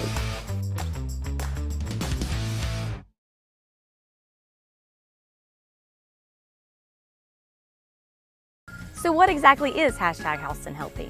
#Houston Healthy is a healthcare initiative powered by Houston Healthcare. This initiative was created to enhance the overall health and well-being of our community. And here's how you can participate. Anytime you make a healthy choice, like eating a healthy meal, going to an exercise class, or just walking the dog, take a picture, preferably a selfie so we can see you. Upload it to your favorite social media platform and use the #Houston Healthy. Let everyone know what you're doing to make Houston County a healthier and happier place to live. Remember, #Houston Healthy. Healthier today for a better tomorrow. Get your running shoes ready for the 3rd annual #Houston Healthy 5K Fun Run and Wellness Expo in collaboration with the Mayor's Health Initiative and the Houston County Health Department. Saturday, September 21st. This great family event includes a 5K, a 1-mile fun run, and a health and wellness expo with free wellness screenings for everyone. For registration and location information, visit hhc.org. It's the #Houston Healthy 5K and Wellness Expo. Saturday, September 21st. Powered by Houston Healthcare. Get your running shoes ready for the 3rd annual Hashtag Houston Healthy 5K Fun Run and Wellness Expo in collaboration with the Mayor's Health Initiative and the Houston County Health Department. Saturday, September 21st. This great family event includes a 5K, a 1-mile fun run, and a health and wellness expo with free wellness screenings for everyone. For registration and location information, visit hhc.org. It's the Hashtag Houston Healthy 5K and Wellness Expo. Saturday, September 21st. Powered by Houston Healthcare. I'm involved in a lot of extracurricular activities. I play football, baseball, basketball, and I run track. I love the contact sport. I love the ability to get my feelings and aggression out throughout the hard day or hard week out at practice. I was a part of the Westfield wrestling team when I was a freshman, and that's also the year when I played soccer. So it was been fun, and I'm going to play soccer again in my senior year, and hopefully I will probably be the captain of the soccer team. I enjoy just spending time with my teammates and getting to just rep the green and gold like everyone else has in the past. On Thursdays, we get to go out and with the football team, and we get our chaplain out there, and he does a great job. And I think on a Thursday that's great to do because it's a day before the game, and you get to think about God and just choices in life, and that's kind of what the game of football is like. Get your running shoes ready for the 3rd annual Hashtag Houston Healthy 5K Fun Run and Wellness Expo in collaboration with the Mayor's Health Initiative and the Houston County Health Department. Saturday, September 21st. This great family event includes a 5K, a 1-mile fun run, and a health and wellness expo with free wellness screenings for everyone. For registration and location information, visit hhc.org. It's the Hashtag Houston Healthy 5K and Wellness Expo. Saturday, September 21st. Powered by Houston Healthcare. Together. Athletic. Friendships. Confidence. Challenging. Success. Rewarding.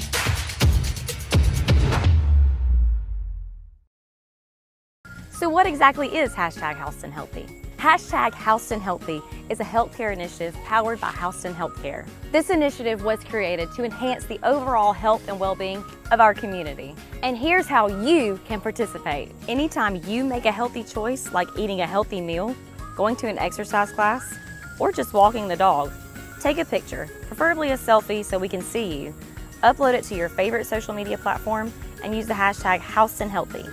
Let everyone know what you're doing to make Houston County a healthier and happier place to live. Remember, hashtag Houston Healthy. Healthier today for a better tomorrow.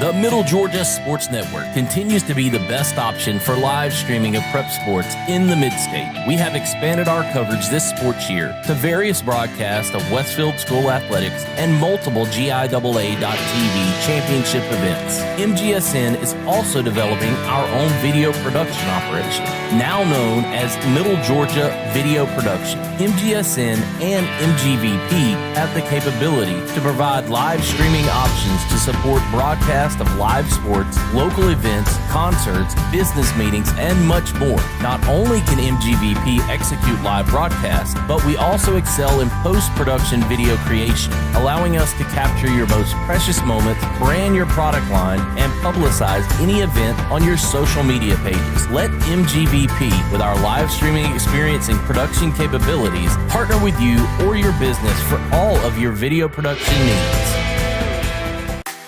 Get your running shoes ready for the 3rd annual Hashtag Houston Healthy 5K Fun Run and Wellness Expo in collaboration with the Mayor's Health Initiative and the Houston County Health Department. Saturday, September 21st. This great family event includes a 5K, a 1-mile fun run, and a health and wellness expo with free wellness screenings for everyone. For registration and location information, visit hhc.org. It's the Hashtag Houston Healthy 5K and Wellness Expo. Saturday, September 21st. Powered by Houston Healthcare. Welcome back to the campus of Strong Rock Christian Academy here in Locust Grove. Back from a long halftime celebrating the homecoming of the Patriots. Right. I'd like to tell you who won, but I don't know. But, you know, they were happy about it. So right. There's that. So, Coach, getting ready to tee it off here. I tee it up, and I guess we're not playing golf. Tee it up, not tee it off. Anyway, so we'll be kicking back to the Patriots start the second half. Big flurry of points there, kind of in the back half of the second quarter for the Hornets, kind of put us up into a 2-touchdown lead. Right. And, you want to play well early in the second half is crucial. This first possession, if the Hornets get a stop, get the ball back, and they can score, then you start really feeling good. It'll be interesting to see what kind of adjustment Strong Rock made. I would imagine they'll come back to the fullback trap again if the situation warrants it. We only saw it one time. It was, other than the pass play, the fullback trap was their most explosive play. Returner gets out over the 35-yard line for a good return. Just going to remark that Brock Johnson is kicking good kicks into the corner. Right. Down to about the 10-yard line, somewhere in there. But Strong Rock's had some success with their speed and able to get to that inside seam, and we've tackled him. So, but he's getting good field position there, coming out about 30, almost 38-yard line. So does Strong Rock abandon the wing tee and come out like that? The same sets that they came out spread principles at the end of the half? Yep, they're going to come back out wing tee, and they're in an overset to the boundary. There's buck sweep. Yeah, buck sweep, and we eat that up. Sammy McGee in the backfield. Caleb Andrews. Yeah, we did a good job there. Sammy McGee just getting in the pocket of the pulling guard, kind of chase it down from behind. They'll give him the line of scrimmage back, so we'll call it 2nd and 10. So the key here in the second half, as he jogs off the field, kind of surprisingly, the Hornets have to really keep Landon Stansel, under wraps. He was the guy on the kick return. He's the guy that got the long pass for the only score they have. And really most of their yardage has come from him. We have somebody running across the field down the end zone. I'm not sure what's going on. There it is again on the run. Hornets bottle it up again, maybe give him a yard or two. Or they drive him backwards. Carter Black on the tackle. And you said 4 came off the field. Now he's going back on. Yep, coming back on the field now. Would have changed the gloves at halftime too. I noticed details like that had a light blue gloves in the first half. So I guess their tight end was offsides, by the way. Their coach moved early. It was just offsides pre-snap. Oh, well, that was all I was going to ask. Moved early or lined up wrong? Okay, just lined up wrong. Looked like Memorial Day, circa 20 or circa onside kick yesterday in the middle school game. Hornets about 2 yards off the ball. There's your trap. There's your trap. Fullback trap, and we play it better. Play it much better. It almost looked like it had to bounce a gap wider. Yeah, defended well, though. Made him bounce, just gang tackled. He does get positive yardage. We'll call it 3 on the play. Caleb Andrews getting off the pile. And I'm sorry, I'm just watching this chain gang over here. I don't mean to keep picking on him, but he is marked about 1.5 yards past the line of scrimmage. Yep, the down marker. The down marker, right. So it's actually 4th and about 5. So you see Michael Easom deep to get the punt. Interesting to see here. We've come close to blocking a few, and we're all lined up like we're going to get this one. We do come after it, and he angles it again. Tough to catch it, and this time it does bounce sideways for a little break. So we Hornet ball on about the 22-yard line. And as we talked about a minute ago, if you could get a stop on this first drive and maybe go down and score, you feel like you really take control of the game. So obviously there's 11 on the field. I think the roster, I counted maybe 32 on max reps, but 11 on the field and 12, 13, 14, 15, 16, 17, 18, 19, 20. Yeah, about 30 guys down there. Like I said, for them to be a quad A school, that's not a very deep roster. Right. So you wonder how fatigue will wear in. Well, we got a full student section over here for homecoming, and you just can't help but wonder, hey, some of those guys could probably be helping out. And there's 1 and 4 out here on Islands. I think we'll go kind of run here. Give goes to Hare. Breaks through the first line. Yeah, good quality run.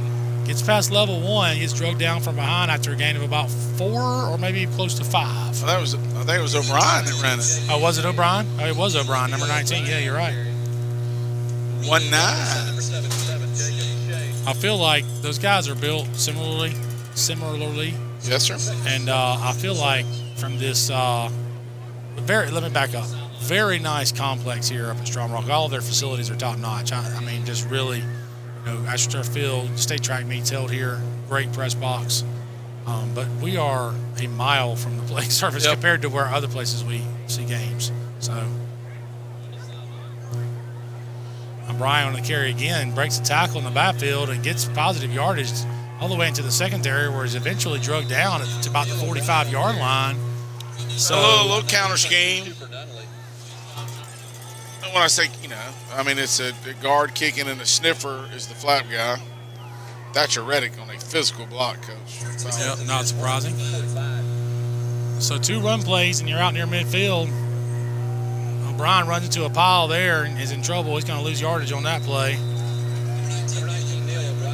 think the Patriots just decided, you know what, we're not let's run that play again. Yeah, 70, big 70 for the Patriots. But you got to be careful, because if you get a little too greedy trying to stop the run, Hornets have the firepower to take it right over your head. Yep.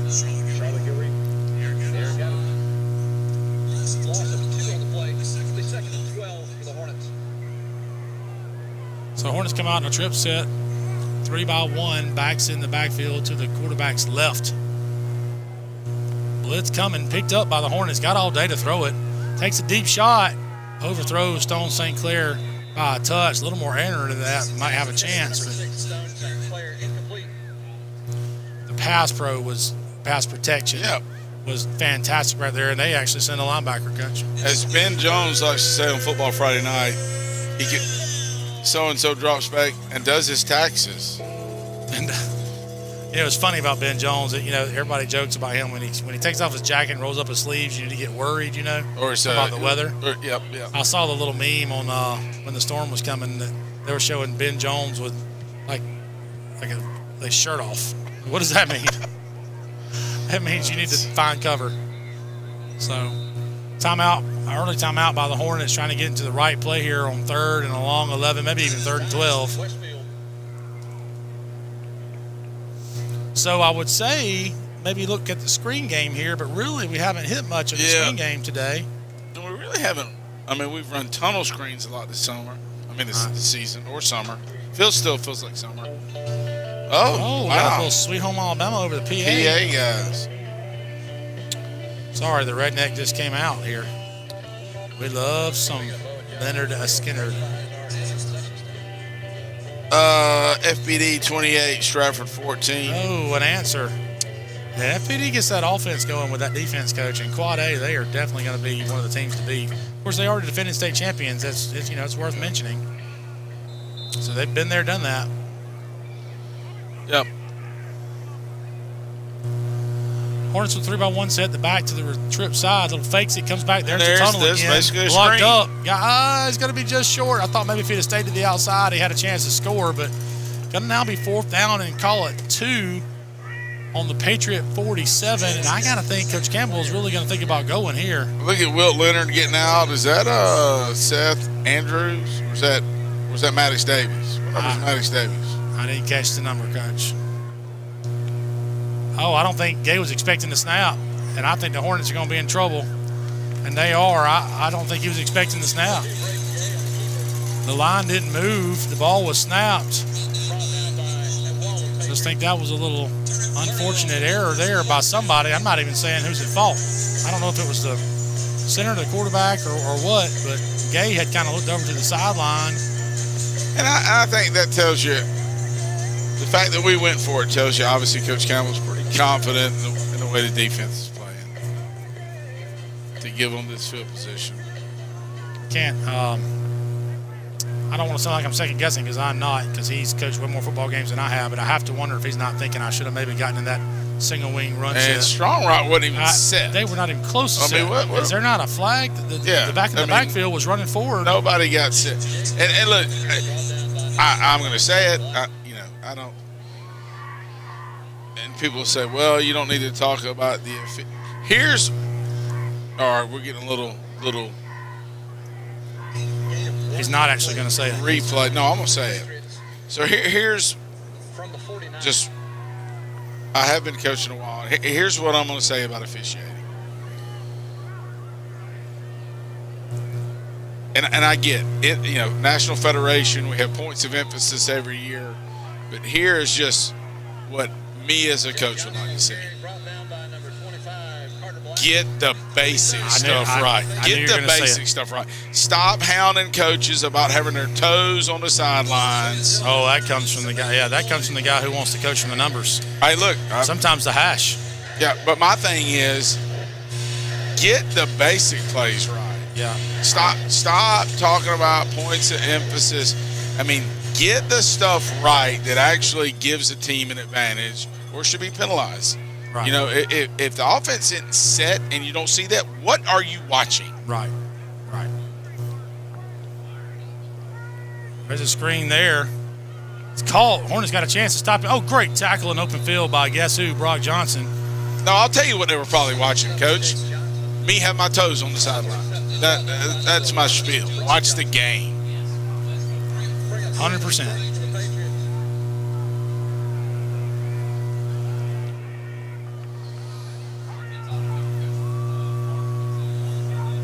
So that was a really good play. Sorry, I went. What happened? I blacked out.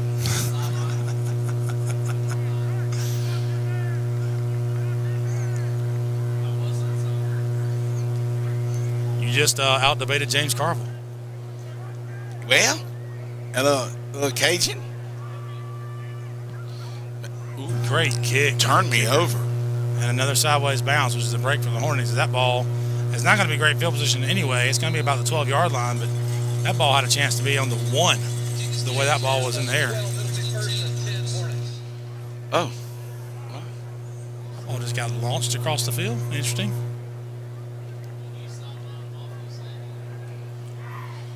So the Hornets get the ball back from their own 12, 13-yard line coming out of the end zone. If you're Coach Lee Campbell and Chad Campbell, Lee Campbell, you're feeling really good about how your defense has played since basically the fullback trap.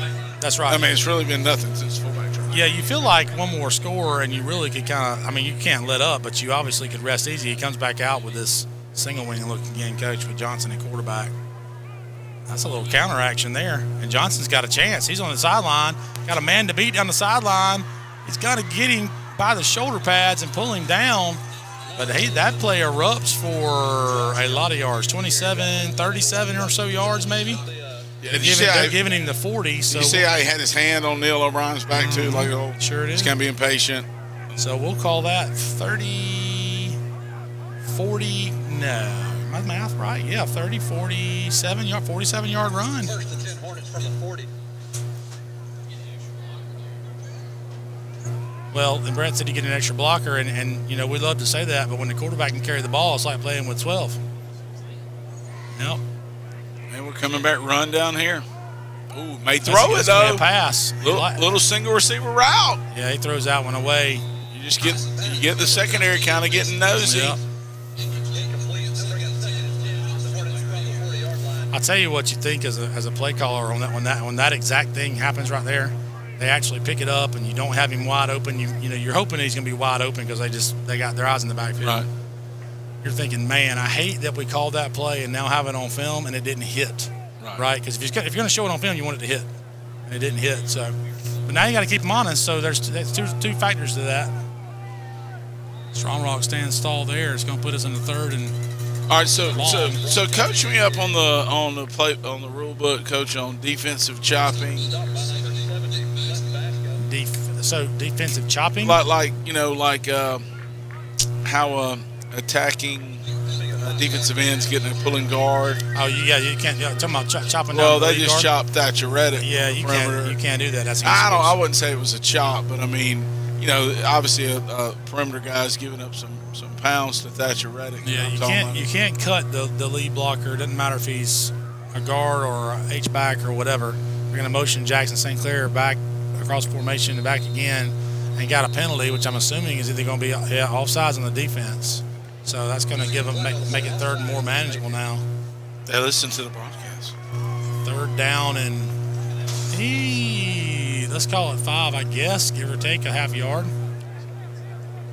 Oh. Yep, 3rd and 4.5. So now you're I don't know if we stay with the same play here. No, he's got a different look. But definitely 4-down territory for the Hornets, I would think. If we need it, hopefully we don't.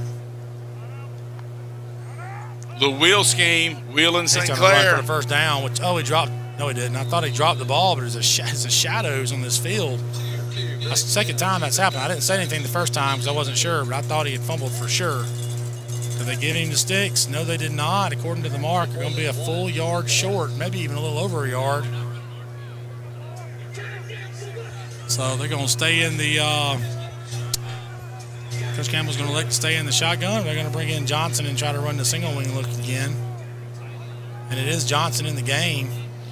And I would imagine we're going to see some type of run play to the right. All right.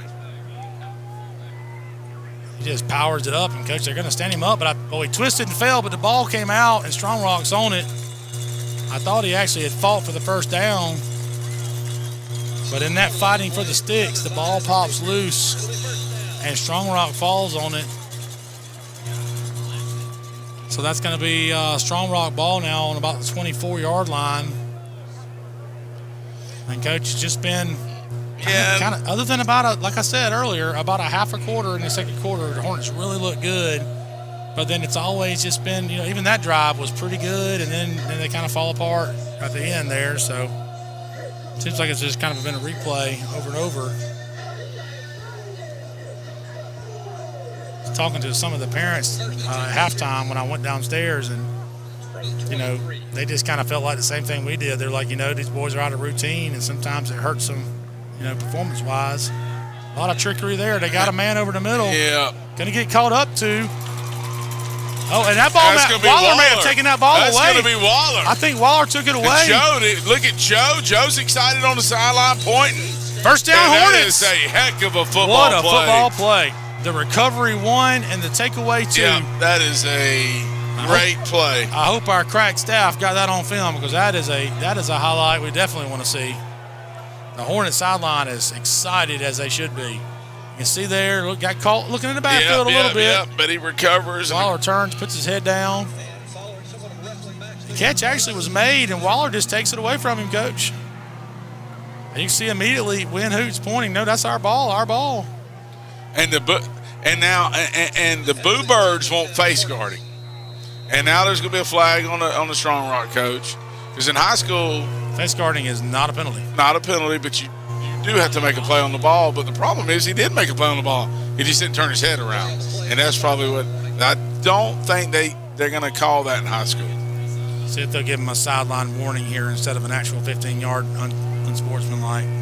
But you can see the head coach there just wanting the white hat to explain – white hat meaning the head official to explain kind of what the call was, why didn't give him a pass interference penalty. And I don't know about – he may be arguing about dual possession for all I know. Well, it's going to be hard to get that call when the ball's underthrown. Obviously, the official's not going to change his mind. That's kind of always been my well, I can't say always, because my first 5 or 6 years coaching, I was a raving lunatic on the sidelines. But I finally realized it doesn't matter how much I yell, the official's not going to change their mind. So I just let it go. I've always been pretty calm on the sidelines. You're an example of peace. There's the give up the middle, and Strong Rock is fired up now to stop the run. Coach Jack Campbell's fired up. I get his complaint. I don't know exactly what happened up front. I don't know if he wanted QB to pull it. Maybe I think he was barking at the line. But I'll tell you, they had about 3 guys they got touched. Is Maddox Davies 57? I think our roster. No, that is not 57. That might be. No, that's Law's 57. Law Dog's the center. Correct. But Wilt used to play some center. Wilt did play center. He's been playing more tackle lately. Yep. Loud dog. Double move. Got him if he threw it, but he didn't throw it. He threw it out in the flats. Okay, I was looking at the. So that was. Is it? I just a weird observation, because I like the weird. It seems like the majority of the football game has been played towards Westfield sideline. for both teams. It does kind of feel I that way. mean, just there's Maybe not that's been a lot. part of my complaint about it seeming like we're a mile away from the No, action. man, I mean, think about it. Everything has happened on that sideline. Even not unusual for that sideline to team to call the play as their sideline. That's a good play there. I'm talking about for Strong Rock too. Really knocked out of bounds. And then it's the stare down Now that ought to draw the penalty. And there's another flag on the field. Well, one with a big hit, but then he kind of stares over our number. Well, I hope that's what it is. The hit. Watch this at the end. I wonder if it might get us for a blocking a hold. Yep. Yeah.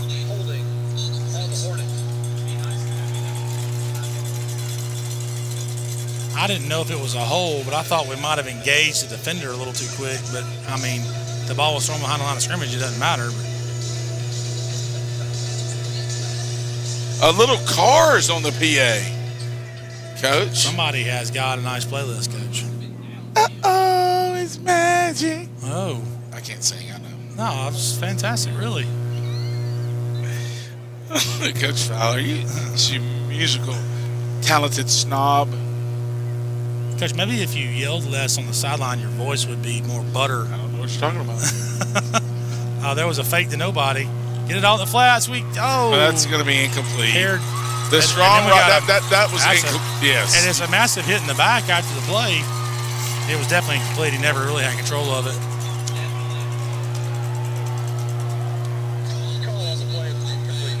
That's clearly incomplete. It's not on there. The people are acting like they're upset, but it makes no sense at all.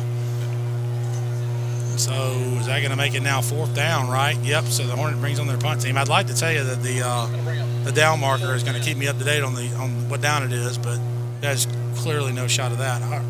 So 4th down now and 8.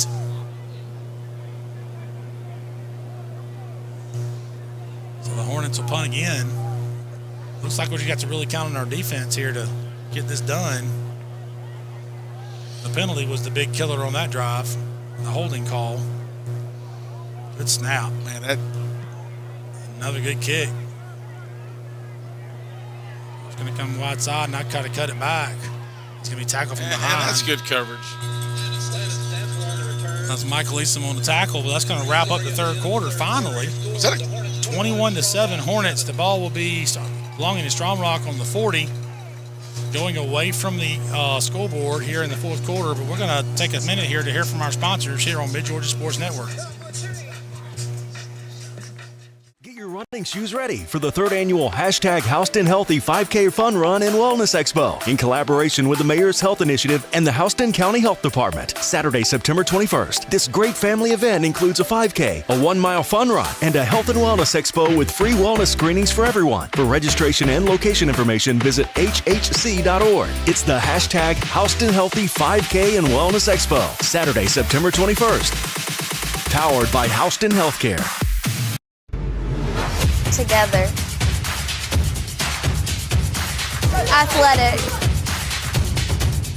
Friendships. Confidence. Challenging. Success. Rewarding.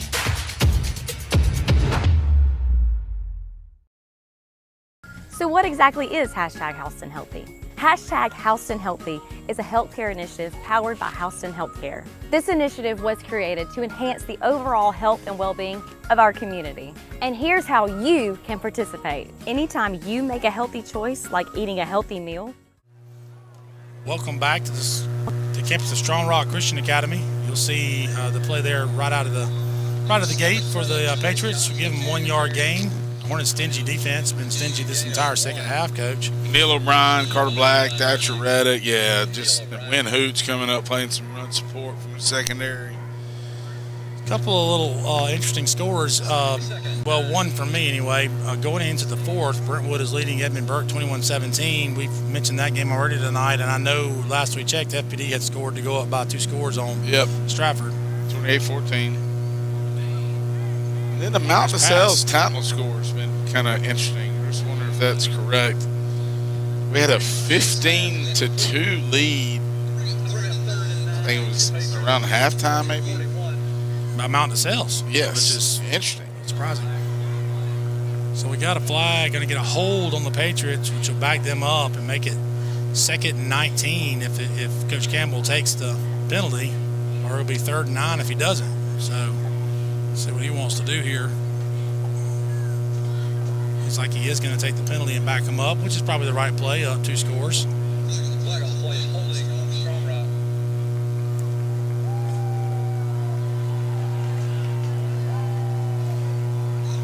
So the game is really kind of slow to a crawl.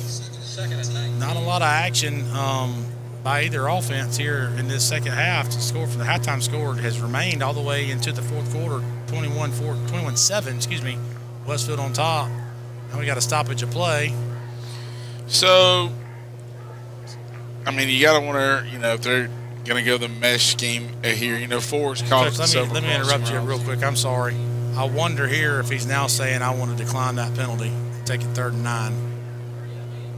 Now I'm not sure. Mr. Head Official is going to, I think, let us know that he's now, they're going to decline it and put him back in 3rd and 9. I'm sorry, so go ahead with what you're saying. So, this 2x2 set, we've got, remember, 4 has the little mesh scheme. So, they haven't been real exotic in some of their pass schemes because they're wing tee and then try to go 2x. So if you're a Strong Rock's coach, do you stay in the same play? Because you just had a play that you sent in for 2nd and 19. Yep. So it makes me think it'll still be that same scheme. And watch number 4. He's on the top of your screen in the slot. Is he going to drag across? No, this time he's going to. And that's quarterback is going to run here. It's depending on the spot here. Yeah, that is right at. They gave him a very generous spot. Yes, oh wow. So they'll have the first down by a yard. Oh, getting weak. He did not look at the sticks and just kind of guessed and got lucky, and then he got a really good spot. I had him going out of bounds actually on about the 48 and a half-ish. Yeah, I thought it was short of the 50, which would have been my 4th down. But so to your point. And I know I have some personal experience with this running the wing tee. The wing tee has great play action pass built into it based off your success running the ball. It's hard to play from behind, though. It's hard to play from behind, and you really, in the modern day, you have to have like a spread element. Yes. A different kind of set of offense to kind of pair with it, especially in obvious passing situations. Oh, almost got to the quarterback there, but he takes off running, and he's going to be out of bounds at about the 32. That was Sammy McGee and obviously, I don't know where our other level linebacker is. Thatcher Reddick was at level 2 there, kind of hooked a curl in the middle field, but he can't cover the whole field width, so I don't know what's breaking down there in kind of level 2 defense. Well, Coach, unless I'm forgetting something, since that long touchdown pass in the first quarter, these last 2 quarterback runs have been their most successful plays. Right, absolutely. And I say long quarterback runs. I mean, you're talking about one was 10, that one was about 15. And you're not going to continue to get those as the field shrinks. That's right. That left guard was in the backfield pre-snap, and that was a good job there. They were trying to run maybe the trap again. Neal and Drew Wolf has just been really good since he came on here at the start of the season. We gave him a yard, 2nd and 9. Big Sammy. Well, it'll be interesting to see. Watch them line up again right here, Coach. That left guard looked like he was almost a fullback. He was so deep in the back. Okay. Well, sometimes left guards will cheat. They'll cheat, but did she underplay? Was he cheating? Well, I'm thinking it was a trap or something similar, but they were. Well, when I say G under, I mean he's pulling, but he might flap up underneath. Right. Let's see where. Yeah, so he's not as deep this time, so it might be a tail there for sure. Timeout by Strong Rock. They want to get in the right play here on second. We'll call it 2nd and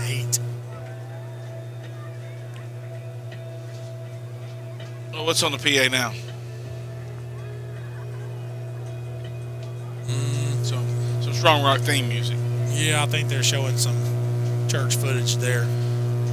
The campus here closely tied to Truett Cathy. Truett Cathy, I believe, was a major contributor to the founding of this school. Correct me if I'm wrong, Coach. I think that's correct. The big Chick-fil-A cow in the end zone that says "Eat More Chicken" is a sign that we may be onto something there. Right.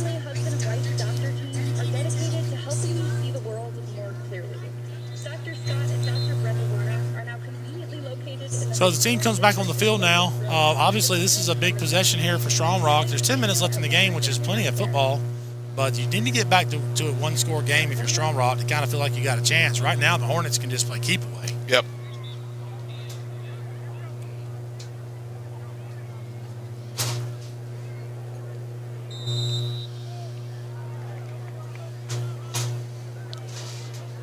So Strong Rock will come out in a spread look with trips to the left of the quarterback. Of course, you need to find number 4.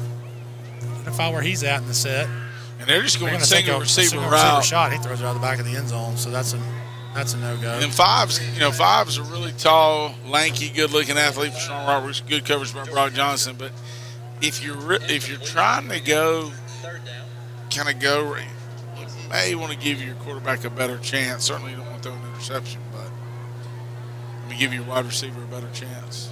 Well, I don't mind the shot there if you're Strong Rock. Yeah, now you're 3rd and 8. Right. Obviously, it's 4-down territory, down 2 scores. So Rigdon McCall comes in, looking to get pressure here. We're going to throw it out into the flats for 4, and he gets the sticks for the first down. We're going to tackle him inside the 20. Give it to him at around the 17 or 18-yard line. Thatcher Reddick almost got his paw on that. He did. But really a well-designed play there by Strong Rock. I've got to give Strong Rock credit. They've got the play design is there, both in that wing tee set and the spread set. They haven't always executed great. Of course, with their size up front, they really, you would think, would have an advantage running that wing tee kind of at us, but I think our speed and our guys have held up, tough up front. That's probably a depth thing where we're able to rotate guys and really hold our own up there. There's that left guard set deep, Coach. See? Yeah, it's G. It's a trap or an RPO, I guess, and that should have not caught that ball, buddy. Yeah, and that is. So he catches the ball for a 4-yard loss. Should have really just dropped that one. Loss of 3 on the play. 2nd and 13. Yeah, so it's obviously an RPO if you're going to pull a guard. I don't. You got to play on the right hash, though, Coach. Yes, we're playing towards us.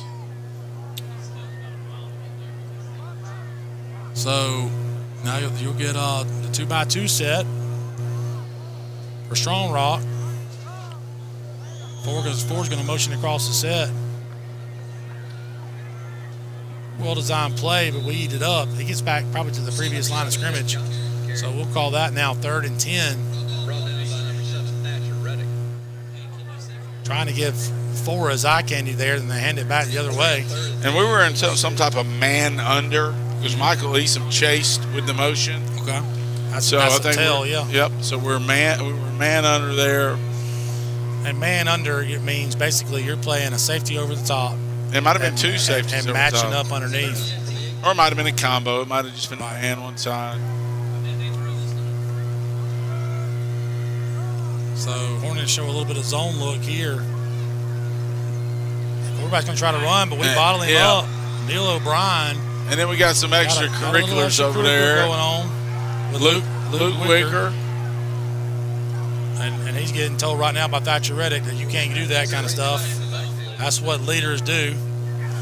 But I'll be honest with you. Luke was not the instigator there. I watched the play. I saw it live, and he was not the instigator. Now, we all know the second guy gets the flag usually, but there was no flag. Wise decision, good, smart decision. Well, Thatcher went after his teammate pretty aggressively there. I think he probably pushed him harder than the actual. But hey, listen, I appreciate it. I appreciate the passion. But it was 77-7 for us, kind of. But think about it, where he's coming from. 4th down now. That penalty would have given him an automatic first. Quarterback's going to run. He's going to get the sticks, I think, unless we make a play right here. Short. Short of the sticks. Really rallied to the ball. Thatcher Reddick's there. I see Michael Easom there. I see 13 Grayson Waller there. And we got a man down, don't we? I see Joe coming on the field. Yeah. So one of the Strong Rock players is down. Joe coming out to offer his assistant and the Strong Rock training staff as well. So hopefully we don't have anything too serious here. The Hornet defense really kind of stormed to the football to make sure they tackled him short of the sticks. I will say this. It's hard to be, I don't like to use this word just because it's thrown around. So I'm trying to, whether it's Pop Warner, high school, middle school, I'm not going to equate it to the college and pro game, somewhat college. It is hard to be elite if your quarterback's not tough. Yeah. I'm just, and that listen, Two's played a well of a game, but just kind of tentative when the vice grips were getting squeezed on. Two for the for Patriots. Let's be sure. Yeah, two for our guys two too for, also, and he's plenty tough. Yeah, our twos. I'm talking about two for the Patriots. Yeah. Two for the Patriots. Just kind of that play right there. He should have got the first. It's for the game. It's for the game. You got to put your nose down and dive and just. Yep. And it's just hard to win championships without a tough quarterback. Yeah, and I'm gonna add to that a little bit, Coach. And this is not about him. This is just more general. This is a general statement. But I'm gonna tell you, it's getting harder and harder. And this is going to be a little contrarian to my favorite professional team, the affable losers, Atlanta Falcons. Although not this weekend. But anyway, I think you got to have a quarterback that can help you with his feet. He doesn't have to be like a, active in the run game quarterback. But even at all levels, I think you need a guy that can move enough to get out of the pocket if it collapses around him. That's what worries me about the Falcons with Kirk Cousins. He's a great trigger man, but I mean there's nothing there. I was watching an interview on Dan Patrick's show this morning, and they were talking about how Dan Patrick was like, "How long is your longest rush of the season, Kirk?" And Kirk was like, "I don't know." He said 1 yard, and he's like, Dan Patrick's like, "That's not a run. That's more of a step." So, and it's kind of surprising. And I was sitting there thinking as he answered, I'm thinking, has he even got a positive carry? I don't know. But anyway, back to the point. You see now these teams that are great. Watch Georgia Alabama last week. I'm just going to go. Watch how good was Milroe in the run game. I'm just going to go even in our league. I'm going to go the kid at FPD. Yeah. Briggs Edie at John Miller's a couple of years ago. Yep. Snowgrove kid at Valwood right now. Everybody's quarterbacks are scoring. Yep. But you look at the history of our own program, recent history, right? So you got Braden Gay, who is mobile. Right. I mean, he's not but he also true throws runner. for a ton of yards. He throws for a ton of yards, but he can certainly use his feet when he needs to, right? Right. You got our previous quarterback, Hunter Kirkley was really good with his feet, right? And even before that, obviously we were a running offense, but Gavin Vining he has a school record for over 300 yards in the game twice. Right. So absolutely. Now, clearly that was more his strength than throwing the ball, but at the same time, even back to state championship teams, Ryan Fitzpatrick run the football, ran a lot of midline and veer with him. The day of the quarterback handing the ball off, especially if you're primarily run, which listen, I'm going to be Strong Rock to me is still primarily run. Yep. We're more pass than Strong Rock, even though they run. We're back into that single wing look now. I think Coach Campbell's thinking let's get in a little 4-minute. They call it 4-minute offense, but really we're hoping it's a 7-minute drive, and it just ends up scoring a touchdown, or at the very least we turn it over on the other side of the field with a punt or something like that. We mentioned playing keep away earlier, Coach Farmer, and this is it. Yep. Play a little keep away. So a little double tight look from the Hornets. They're balanced up front, but the up backs are to the offense's right. And that's a little counter action. Strong Rock's up, expecting the run now, knowing what the Hornets are trying to do. Going to leave us 3rd and long. I don't know if they gave him a yard or anything on that play. Well, the spot down here did give him a yard or two, but nobody's surprised the down marker has not And moved. we're coming on spread personnel. Actually changing our cue. Braden Gay has looked really comfortable throwing a deep ball. A couple of misses, but stood in the pocket. So we'll see here if we're looking at it like a I little think screen we may here, go a little tight end screen back to the boundary. or just something. get it out. Oh, Jackson St. Clair The just bug. ran through 2 guys. The bug. Good block on the edge out there too by His brethren. the ex-receiver. His brethren. Oh, that was Stone. Okay, yeah. Brothers St. Clair. And again, got that ball right through. And a good block by Mason Eason. That ball, it's probably an optical illusion, but it looked like that ball went through the hands of the defender on the edge. And by the way, those 3 of the 4 guys. Here we go. Yep. Shout out to Trey Hardy, leg 2.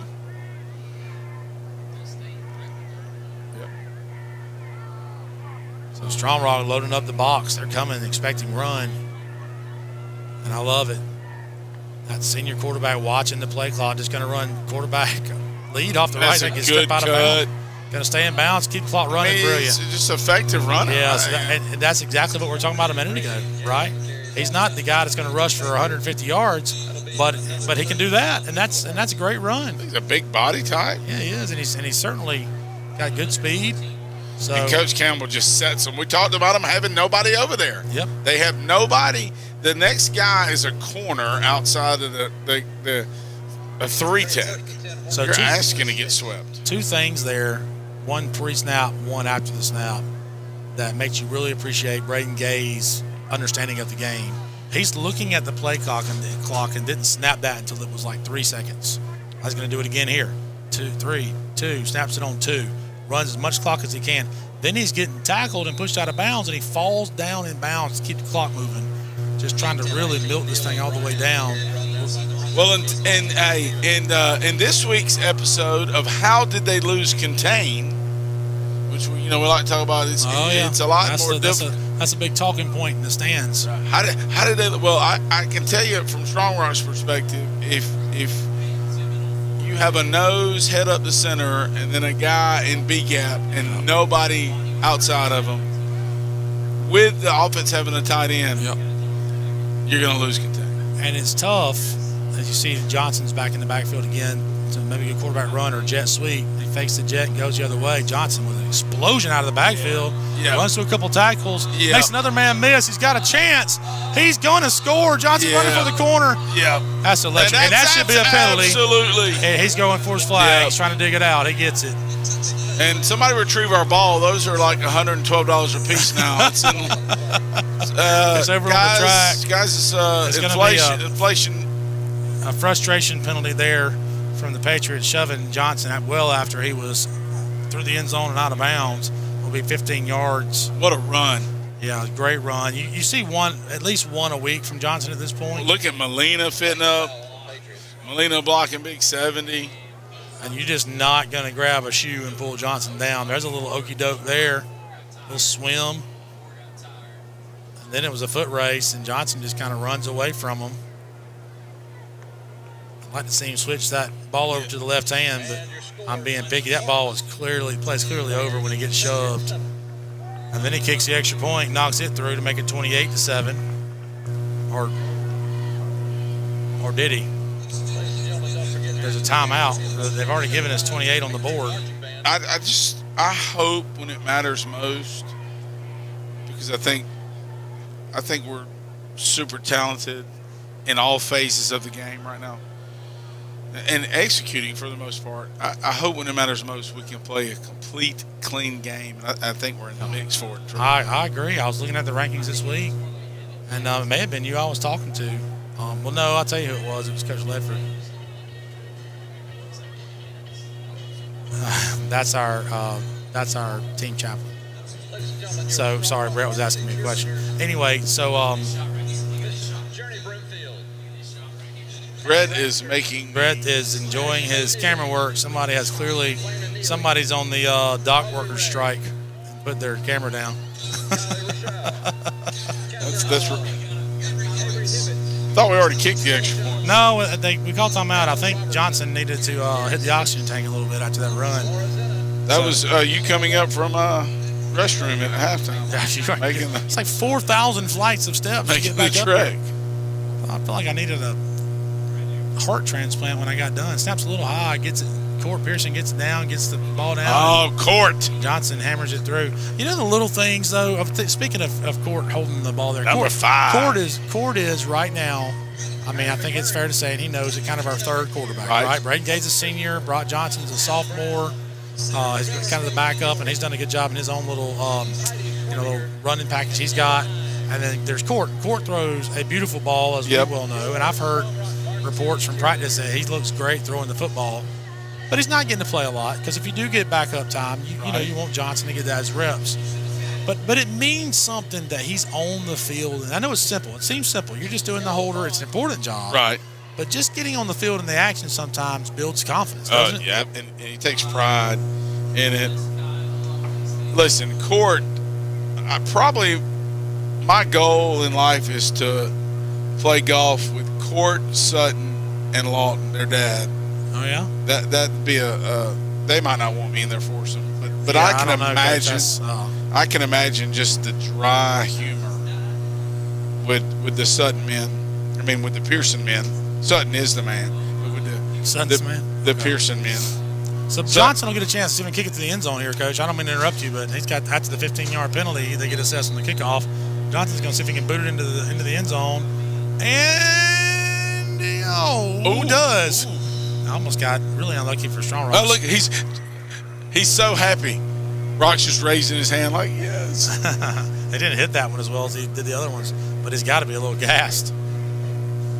Yeah, I appreciate the Pearson family for sure and all they do for the school and enjoy coaching their boys. And I have AP in AP. Oh, okay. Adeline. Yep, Adeline and enjoy. I didn't mean to leave Adeline out. What a sweetheart. She's a member of our FCA leadership group I sponsor, and appreciate all her dedication and her witness to her classmates along with all of our leadership group. Look at old Caleb and this shot of Caleb and Sammy, see Thatcher. Carter doesn't look like a freshman. No, he's not. He's not even built like a freshman. The Football Friday Night scoreboard is up. Maybe we got a few scores here off the Channel 13 website. Got a few things here I'll get to you after this play. Strong Rock's going to look to pass. Throw a short one kind of out in the flats. Good play there by Brock Johnson. Yeah. Get him down. Good hustle by Sammy. Couple of scores here. Week 8 finals. Northeast 33, Bleckley County 30. I feel like I should be a little surprised by that. Maybe not. Yeah. Bleckley's been a little down this year, right? Okay, maybe so. In Northeast. Westside lost 34-14 to Callaway. Putnam 69, Utopian Academy 0. So it was not a utopia. It was not a utopian society for them tonight. Houston County 35, Northside 21. That one might be final. I'm not sure. Strong Rock throwing again. We're going to heat him up, though. Who was that? Mikey Easom. Michael Easom has been really, Coach, he's become a really physical football player. Man, that guy just quiet, goes about it. I say it every week, kind of unassuming, goes about his business. Yeah, Mason's the bigger talker of the two, I feel like. But Michael does it. He's a good football player. He's a great football player. They're a lot of fun to be around. Sure are. Peach County 28, Doherty 0. These games, I don't know if they're final yet. Mary Persons and Trinity Christian Sharpsburg tied at 14. And we talked about Mary Persons a while ago. It might have been off air. They had some problems and had to forfeit some games. Upson Lee, kid that came from Upson Lee, and that's a rivalry. Hey, Coach, it kind of went down the week of the Upson Lee Mary Persons game. Oh, okay, I got you. And whole lot of storylines with that if you like to follow me. I thought Upson Lee and Perry were on the verge of building a rivalry, and then they had to, the classifications all changed and regions. Well, the viewing public will like this. The Mary Persons homecoming queen is the daughter of the Upson Lee head coach, who actually played quarterback at Mary Persons. Yeah, I saw that on the Channel 13 Football Friday Night. So the Patriots will be 3 and out and have to be forced to punt. And I'm sure Coach Campbell will be content with a fair catch or just to kind of let it go. Ooh. Hey, I think he got blocked. Yeah, I think Wynn got a piece of it. Hey, there he got. Oh, Mikey. Michael. He's some aggressive coming to get that ball. He saw open field and caught it on a clean hop. He said, "I'm going to score." You got a FPD? Don't have an FPD score. Looks like Upson Lee is losing or lost to Troop 14-13. Hawkinsville 12-7 over Wilcox, which is a rivalry game. Veterans lost to Thomas County Central or is losing again. I don't know if these are final or not. So Westfield comes out in a trips formation. Going to throw it out in the flats to Jackson St. Clair. Is going to be tackled for a 3 or 4 yard gain. Coach, I'm going to tell you something. He just showed his athleticism. Yeah, that should have been a 2 yard loss. Well, the ball should have been, it was supposed to be in front of him, kind of behind him, and he kind of speed turned. He caught it on the backside instead of in front of him. Brett is reporting Houston County 56, Northside 22. Ouch. Warner Robins, I've got 21-14. They're down to Benedictine. Dodge County 21-17 over Washington County. Again, I don't know. These games are supposedly in progress. This is on Channel 13 website. Max Preps is reporting it as a final 28-14 Stratford over FPD. FPD over Stratford. I mean, FPD over Stratford. Sorry, FPD over Stratford. Brian off right tackle is going to pick up about 5 or 6. We'll call it 3rd and 3. There's no substitute for knowing how to win. Brett Collier has created that culture at FPD. Dublin 48, Ace 3. Oh, Sarah Rhett Farmer, a stat keeper on the sideline for the Ace Griffons. Needs to rally the troops a little better. Not a lot of stats to keep. 3 points. ///.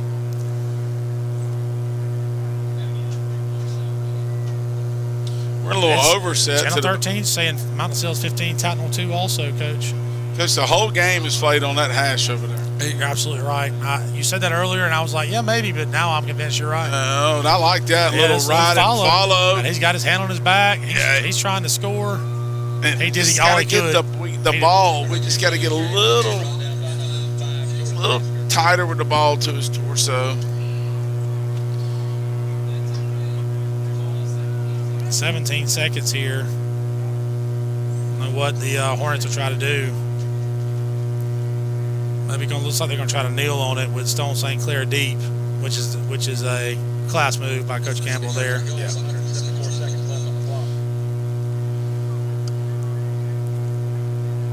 So Gale going under center to take this one last snap.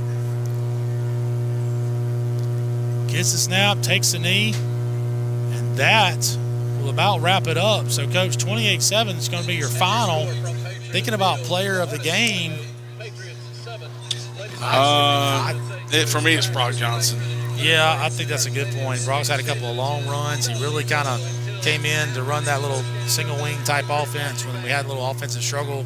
Really kind of steadied the team a little bit with not only him and the guys blocking up front. He plays a great cornerback in the kicking game. Yeah, kicking game was big also with their big returner. So, yeah, I'm with you. Let's give the player of the game to Brock Johnson tonight. So, congratulations to him. We're gonna see here our sponsors. So, as you see, the teams. It's one of the greatest traditions in sports, Coach, is the handshake after the game. I always love that. So, our sponsors here is Westfield School. And they're coming up. Brett is getting ready to show on your screen. Sorry. So, Houston Healthcare, Titan Farms, Sonic Restaurant, and let's not forget our Booster Club sponsors, which we'll be showing here shortly.